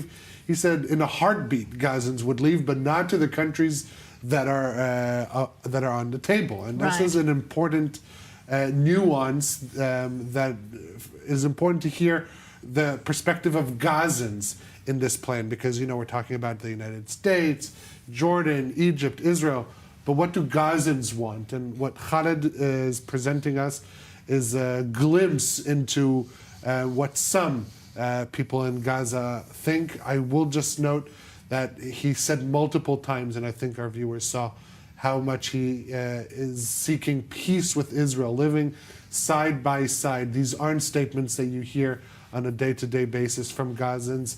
And personally, to me as an Israeli, very encouraging that there are voices like Khaled's inside the Gaza Strip. And of course, enormous risk for him to speak out like he did right now. Huge efforts to conceal his identity for that exact reason. Interesting in terms of relocation, as you say, where were the main areas that, according to him, Gazans would like to see a future in? Canada, the EU, the United States, Australia, basically countries that they can have a future in, because, there's what I really liked about what he had to say is that it's not just, we want to live in a Western country, not in the Arab countries, but he explained why. That the prospect for honorable living in these Middle Eastern countries for Palestinian diaspora is not a very good one. In many of these countries, they don't have full rights. They're not allowed to purchase homes. They can't build their future. So if they're allowed to leave in order to build their future, they're saying, let us go to places that we can actually do that, not the places that you're currently offering us. He did also talk about the changes in prices by just a simple statement from Hamas. We spoke before the Netzarim corridor was with Israeli forces withdrew from there. He said a single cigarette cost 250 shekels. We spoke the day after.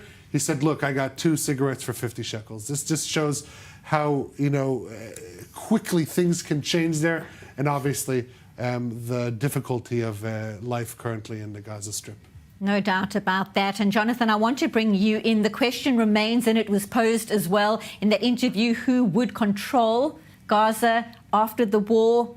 Still no concrete outcome that everyone can agree to right now. No concrete outcome, and it doesn't seem as if anyone is really working on that direction. We're speaking of phase 1, phase 2, a lot of questions, but say that there is phase 2, and say that all the hostages are returned. What happens next? Who controls Gaza? Do we see Hamas quickly just saying that they're giving up on this, and all the Hamas officials will just be leaving Gaza? My guess is no. I'm thinking no. I think perhaps the most important thing for Hamas is to maintain control of the Gaza Strip and slowly, gradually work again to build the military power to be able to confront Israel once again. That is why there are so many in Israel who completely reject the current plan, saying that as long as Hamas is there, it's just not viable.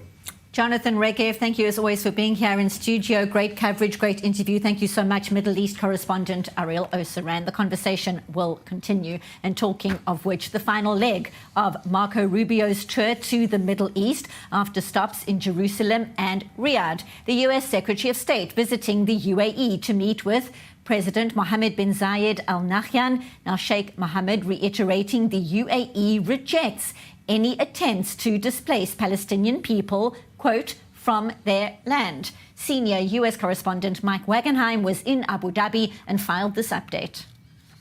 U.S. Secretary of State Marco Rubio wrapping up a 4-day swing through the Middle East here today with a few hours on the ground in Abu Dhabi in the United Arab Emirates. He took a surprise tour of the Abrahamic Family House, which houses a synagogue, church, and mosque. He was given a tour by the UAE's chairman of their culture and tourism ministry, but then it got down to serious business, moving over to the National Convention Center where he met with the president of the UAE, Sheikh Mohammed bin Zayed, along with his foreign minister, discussing a range of issues, including economic and technological cooperation. But of course, the big agenda item, the Gaza ceasefire and how to move it forward, in addition to the long-term consequences of the Trump plan of relocating Gazans to Egypt and Jordan, something the UAE leadership said after the meeting with Rubio was out of the picture and a non-starter for them going forward.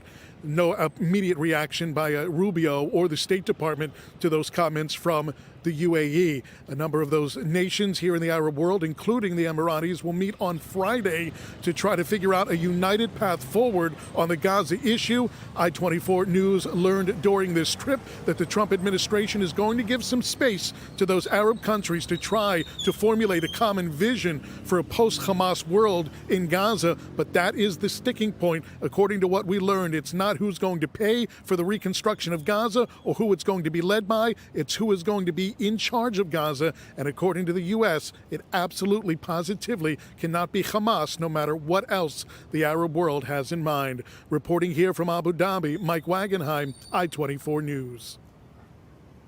Recapping our breaking news development at the start of this show, and a devastating breaking news development. A sleepless night ahead as Israelis wait for the expected release of the bodies of 4 murdered hostages, the remains of 4 Israeli civilians who were abducted during the October 7th terror rampage and were murdered in terror captivity. Israel has received the list just a short while ago, which Hamas had published. Shiri Bibas, 32, her 9-month-old baby, Kfir Bibas, who was 9 months old at the time of the abduction.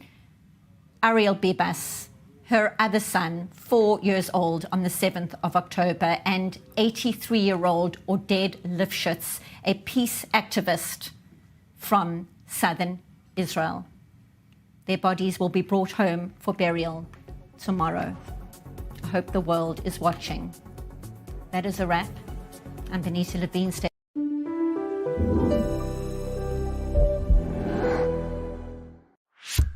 You live in Israel or you are preparing for your Aliyah? Congratulations. You have a smartphone? Perfect. Download the Olim app for free and discover everything we have to offer.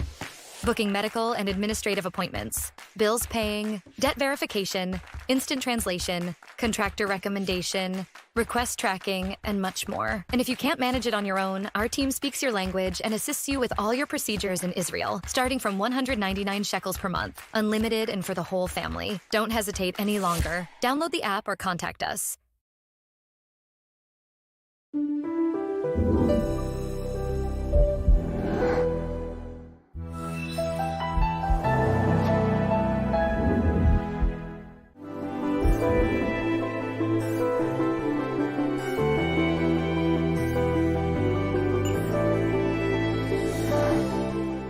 Shalom. ¿Qué me trae por aquí? La necesidad impostergable de 600 millones de hispanoparlantes que ahora necesitan escuchar el mensaje judío e israelí en tiempos difíciles. ¿Cómo lograrlo? Cuento con ustedes para continuar llevando a lo más alto del mundo mediático una inquebrantable diplomacia pública al servicio de la verdad sin concesión alguna. The 7th of October set in motion a chain of events. Today, Israel's enemies are severely weakened, but not defeated, and the balance of power is shifting. This region never rests. And for its own survival, Israel needs to keep its finger on the pulse. If you want to better understand, if you want to hear voices you won't hear elsewhere, then tune in daily to Middle East Now on i24 News.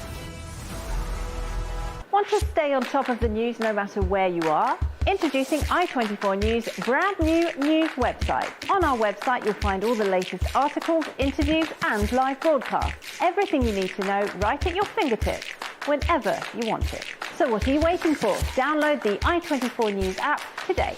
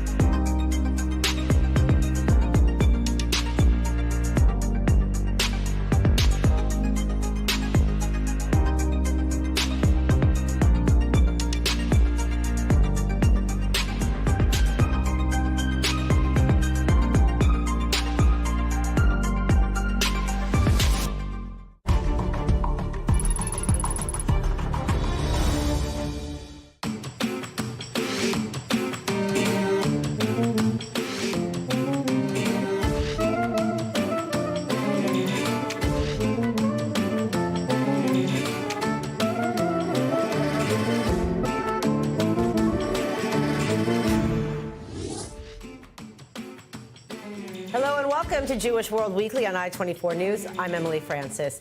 Every week, we're focusing on stories, issues, and personalities of Jewish interest here in Israel and throughout the diaspora, the global Jewish community.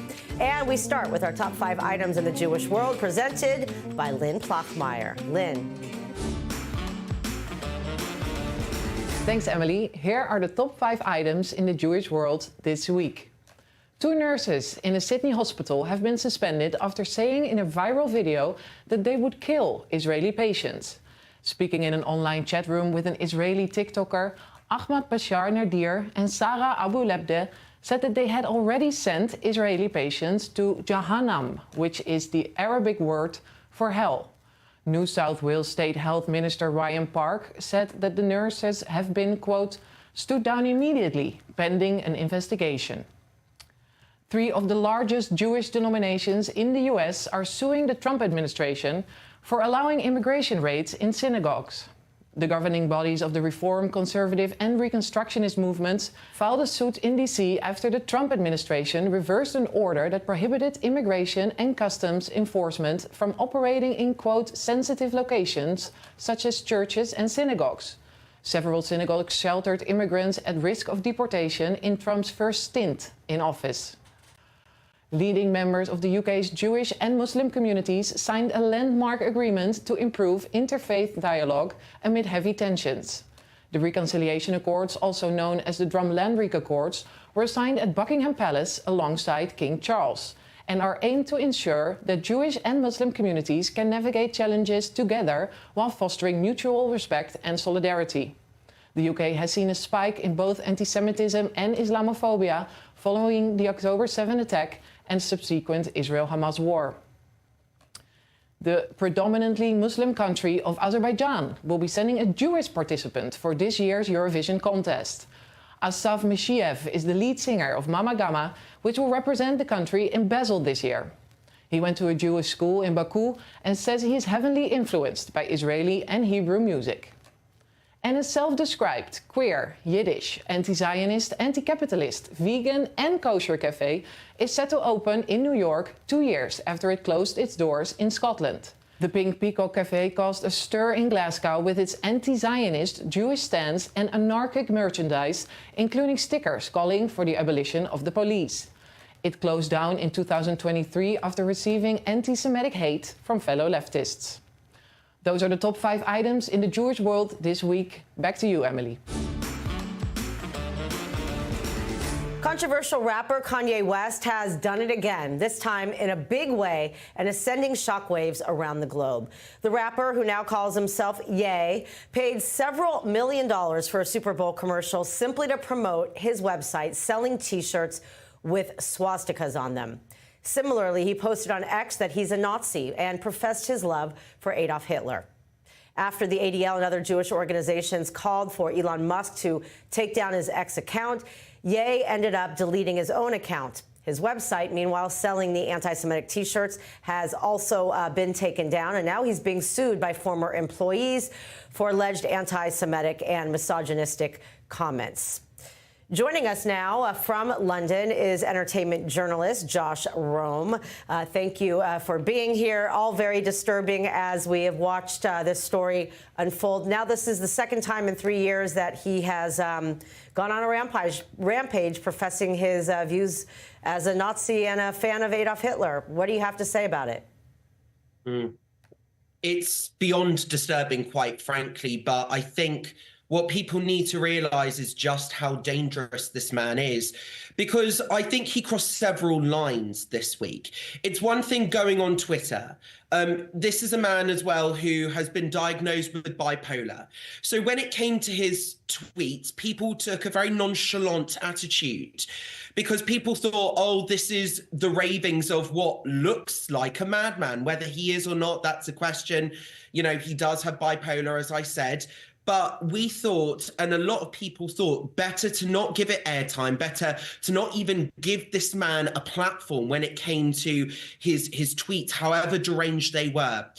However, the Super Bowl ad and that website crossed several boundaries, because what he was effectively doing, he was, by selling these T-shirts with these Nazi logos, these Nazi paraphernalias, this Nazi paraphernalia alongside his deranged tweets, what he was effectively doing was not just endorsing hate, but monetizing it corporately, earning potentially millions of dollars, emboldening this attitude as if it was a mainstream product. That in itself is incredibly disturbing.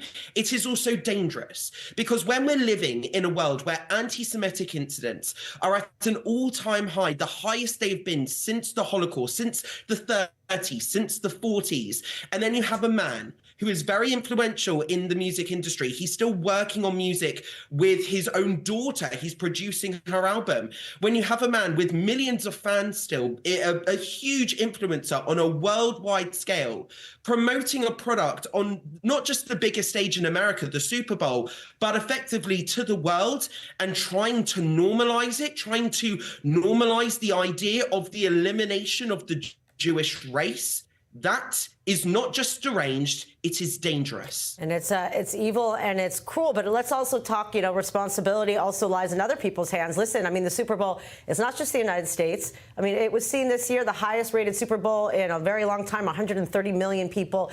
And everybody knows half the people watch the Super Bowl, not even for the game, but for the commercials. So is there also accountability for whoever took his money and agreed to put something like this on the air? Yes, I think there absolutely there needs to be accountability, because the fact of the matter is, even before the Super Bowl, yes, they might not have been aware of what the contents of the Yeezy website was, which is selling one product and one product only, and that was that Nazi T-shirt. But at the same time, Kanye was, before the Super Bowl, he was going on his rant. The sponsors, whoever was behind the broadcast, should have seen that this man was espousing deranged and dangerous, not conspiracy theories, deranged and dangerous anti-Semitism. We also know that Kanye West is prone to committing stunts. Look at what he and Bianca Censori did at the Grammys. You can see the images there when Bianca is going to take off her fur coat and reveal a very sheer dress where you can basically see her naked body. Kanye West is prone to stunts. So there needs to be accountability for the television broadcasters for taking his money, for taking his adverts. And then also by taking his money, you're taking the money of an anti-Semite, of a very prominent and dangerous anti-Semite as well. So it's not just the actual product that he was selling, it's also who they're taking money from. So yes, there does need to be accountability. Yeah, I mean, for sure. And also, you know, we're talking about, okay, yeah, people say he's bipolar. I mean, again, that's not an excuse. And then we read that he's saying, no, that was a mistake. I have autism. So he's also using diagnoses to justify his behavior. So what can be done short of the fact his site is being taken down? He voluntarily took himself off of X. He is being sued. People are dropping him, his agent's dropping him, but it doesn't seem anything is going to stop this guy. Well, this is the thing, America, and to be fair, the Western world, we are the land of the free, we are the land of free speech, but free speech does have limits. You cannot have hate speech. What can be done? Can he be arrested? Unfortunately, in the United States, it might be illegal to support Nazis in Germany and other countries, but it's actually technically, I've been reading this week, it's not actually technically illegal to support Nazis in the United States. So maybe, you know, laws might need to be rectified somewhere. Kanye definitely needs to be, he needs to get some sort of professional help. I think, you know, he is a danger to, as I said in my piece for The Sun this week, what he's been doing, not just what he's been saying, but the actions that he's been doing, this monetization of hate and this monetization of the idea of eliminating the Jewish people off the face of the earth, that's not just deranged. That is dangerous. It's now coming to the point where he's now a danger to society. So does he need to be put in a mental institution? Does he, I'm not sure, but he definitely needs to get help. But also it's on us as Jewish people to also keep calling this out, keep raising awareness, keep saying that this isn't normal. This should not be normalized. This absolutely cannot be normalized out of any way, shape or form. And I was actually at a dinner this week and a fellow journalist went to cover the Auschwitz commemorations this week. And he said to me, what struck him most was actually how the survivors of the Holocaust were saying, well, no, the anti-Semitism, it's the exact same now. And let's not forget, the Holocaust didn't start with the gas chambers. It was a slow build up from just generic Jewish hatred, from small fry Jewish hatred on the streets. And then it grew and grew and grew into pogroms and then this genocide and this threat of extermination. So it's on us, it's our responsibility as Jewish people to make sure we keep calling this out and to make sure that this is never normalized and the world lives up to the words, never again. All right. Thank you very much, entertainment journalist Josh Rome. Thank you very much. Meanwhile, a chilling new report by the Jewish Community Protection Service says that in 2024, violent acts against Jews rose to the highest level in a decade in the wake of October 7th. This is in France. There were a total of 1,570 anti-Semitic attacks, even though slightly down from 2023. French Jews are no doubt on edge and have been for several years since the 2012 Toulouse Ozar HaTorah school massacre and the 2015 attack on the Paris Hyper Cacher market. Here's more from a leader in the French Jewish community talking about the increased physical violence. You have, in the anti-Semitic attacks recorded in 2024, 65% attacks on people, and among these attacks on people, 10% violent physical attacks. What this says, first of all, is that perhaps we're not only dealing with prejudice, but hatred as the driving force behind these acts, because there is an aggressive anti-Semitism that has gradually developed in our country and which uses the situation in the Middle East as a pretext to justify itself. We used to think that anti-Semitism was perhaps graffiti or insults around places of worship. Today, it goes well beyond that, because French people identified as Jews find themselves threatened, sometimes even in their own homes, even in their place of work, in the name of the conflict, in the name of the Gaza issue, which is used as a pretext for these attacks. Anti-Semitism begins with the Jews in history. It never stops with the Jews. History bears witness to the fact that it has always revealed deeper ills, fractures that can divide and even bring down our society. We're in a period that I think is tragic from that point of view, because French society is in a bad way, and anti-Semitism is one of the indicators, among others. It's not just a question of ensuring that Jews live peacefully in France. It's a question of anti-Semitism, which has been an indicator of the flaws in our democracy throughout history. I recall the period of the Dreyfus affair. I obviously recall the period of the Holocaust. It makes us aware of what is threatening us today collectively. Through anti-Semitism, we are talking about Islamism, ideological drivers, populism too in general, ideological drivers that are a threat to our Republican framework. Meanwhile, a group of French lawyers fighting against anti-Semitism and BDS recently came to Israel to meet with senior government legal officials. And in studio is one such lawyer, Johan Buskila, the director of the Finance Committee of Actions. And we are very happy to have you in studio. Thank you for being here. Merci beaucoup. Thank you for having me. We are Action Avocats, a French association admitted to Paris Bar, and we are currently 200 members and more, over than 800 members in the group. And basically we are fighting in France against anti-Semitism, disinformation, terrorism and boycott. So explain, we look at the statistics, over 1,500 acts of violence against Jews in France since 2024, and it seems that they're getting even more violent, physical violence. Explain what it's like for Jews living in France with these conditions. The rise of anti-Semitic violence since October 7, of course, raised a serious concern for Jewish communities. It's a long-standing issue in France. Even before the attack of Toulouse in 2012, in 2012, and the Hypercacher attacks, all the terror attacks, and before also, and more recently with the rape of a 12-year-old girl that you heard, and it's a long-standing issue in France. But this time, since October 7, we can note two significant developments. First one, anti-Semitism reached record level. The French Minister of Interior, Bruno Retailleau, recalled recently a sadly proportion. Jews represent less than 1% of the French population and more than 57% of the racist act in 2024. Wow. This is the first. And second development that we can note is that with October 7, we can consider that anti-Semitism definitely took the form of anti-Zionism.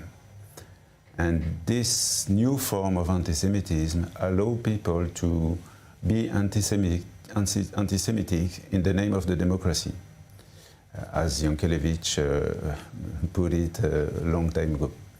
And this explains why anti-Semitism in France is almost everywhere. In the university, in the streets, in social media of course, in the speech of parliament, political, and... Scary.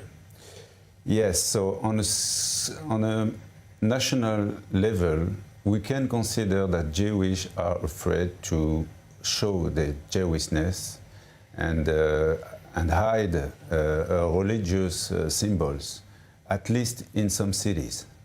But they are resilient and they are ready to use all legal means. Yes, well, we've seen a huge, massive fighting back.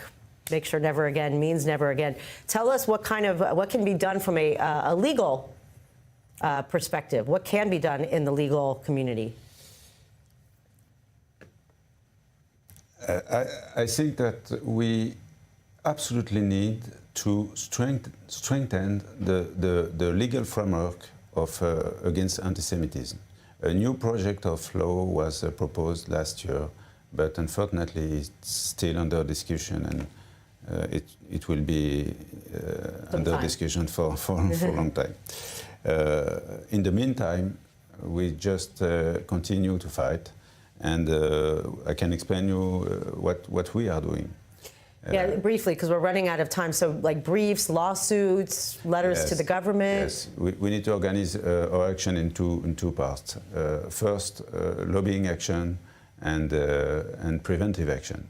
We want to prevent hate speech in school, hate speech and discrimination and harassment in university and schools. We make action against boycott in the university. This is a part of our action important. We write, we explained legal concept, what is genocide, what is apology of terrorism, and we participate to the national conference that is beginning today, led by the Minister Aurore Berger. And we are participating actively to this conference, and we have a lot of hope after this conference. Something can be done through the legal process. Yes. Thank you very much, Johan Buskila, and enjoy the rest of your trip. Thank you very much. Thank you for having me.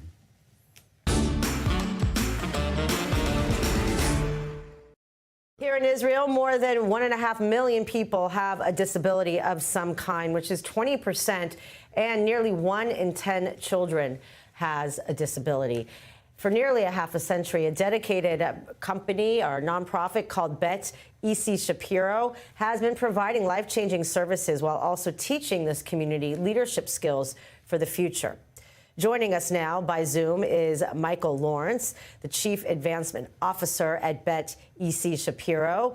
Thank you for being here, and hats off for all of the very important work that you all have done. You know, we know there's such a large percentage of people with disabilities here, whether born with them, injured in the Army and whatnot. We know since October 7th, a lot more people are coming home with these types of injuries. Explain why what you're doing is so important. Well, thank you very much, and it's wonderful to have this opportunity to share what we are doing. Indeed, I mean, globally, the World Health Organization tells us that there's more than 1.6 billion people in our world who have a significant disability. That's a huge number. In Israel, perhaps 1 in 5 people have a disability. And of course, as you've already mentioned, since the war, we've had approximately 15,000 IDF soldiers now who are coming home with a disability. And this is a huge challenge. This has been a time of crisis for Israel over the last almost year and a half.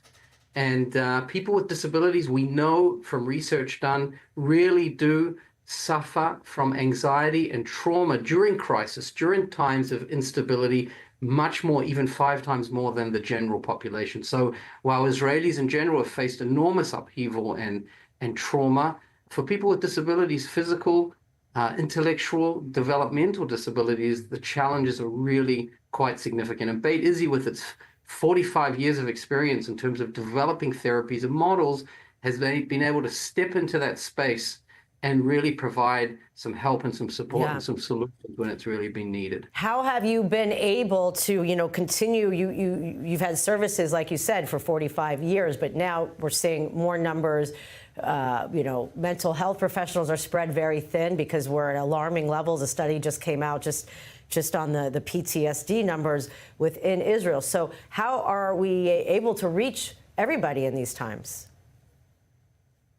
So what Beit Izzy has done is it's taken what it has a good reputation for doing and a strong name in doing, and we've tried to do what we've always tried to do, which is scale our expertise. For examples, we have been leaders in the world of assistive technology and bringing communication devices and innovations into the world of children and adults who have difficulty speaking or actually can't speak with their physical voice.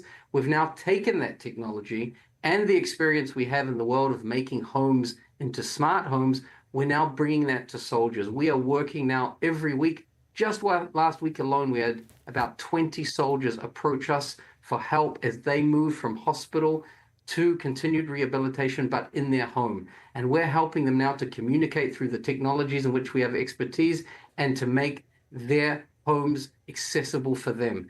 We believe very much that these soldiers and all people with disabilities, we want them to have the most significant independence and quality of life that they can have. And if we can bring the technological expertise, the therapeutic expertise that we have into their lives, that's what we aim to do. You mentioned mental health. There's a real crisis there. And we found during the war that there's a real significant gap in services for people with disabilities around mental health.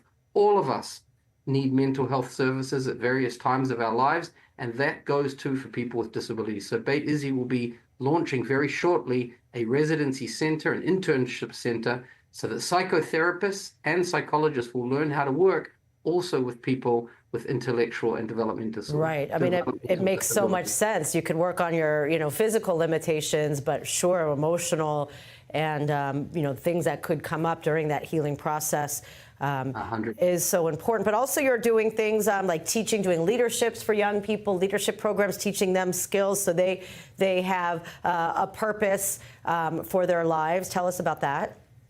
Well, we have at Beit Izzy Shapiro not only therapeutic services, but we also have a leadership center. What does that mean? We bring together and we mentor groups of both youth and adults with intellectual and other disabilities, and we teach them. In fact, we learn a lot from them. They're really leading us. How do we build an Israeli society that is the kind of society that we all want to see, a society that is accessible and inclusive of everyone, people of all abilities. So one of the examples during the war is that we have this tremendous group of youth, aged 13 to 15, who discovered that most of the bomb shelters, the public bomb shelters in Israel, where people run within a short amount of time, under missile fire, with sirens blaring, these bomb shelters are inaccessible. And they also found, when they went around the communities in Israel and around cities, they found that there was no resource for people to learn which bomb shelters, which missile shelters are accessible. So they worked really hard to speak with leaders in the community, with council members, with municipal leaders, and say, hey, folks, a good percentage of your community are people with disabilities. How can we make it easier for them to be sheltered and to be safe during wartime? A tremendous initiative by the youth themselves, and Beit Izzy Shapiro was there to mentor them and help them reach these kinds of goals that they had for themselves. Wow, so important. Very, very inspiring. You think about it, yes, a lot of homes now do have, private safe rooms, but it's true, you have an alarm. You can't go in an elevator. A lot of them are in the basement. I myself go down with my kids, a lot of flights of stairs. You realize there's a whole segment of the population that, is in danger with not having things be accessible, for sure. 100%. And what happens then is that they say, well, we just won't leave our homes. And then a process of social isolation begins, as we saw during the COVID pandemic. Someone in a wheelchair or someone who is hard of hearing doesn't hear the siren, for example, begins to say, I'll just stay put. Socializing, I won't be able to do for now. And that's complicated, and that's also painful. Part of the also the mental health challenges that maybe one day it will count as a disability, since so many people are suffering it, and we're now actually giving it a name. So thank you very much, Michael Lawrence of Beit Izzy Shapiro. Thank you so much. And that is all for this week's episode of Jewish World Weekly. Please head over to i24 News' YouTube channel to catch up on previous episodes. And thank you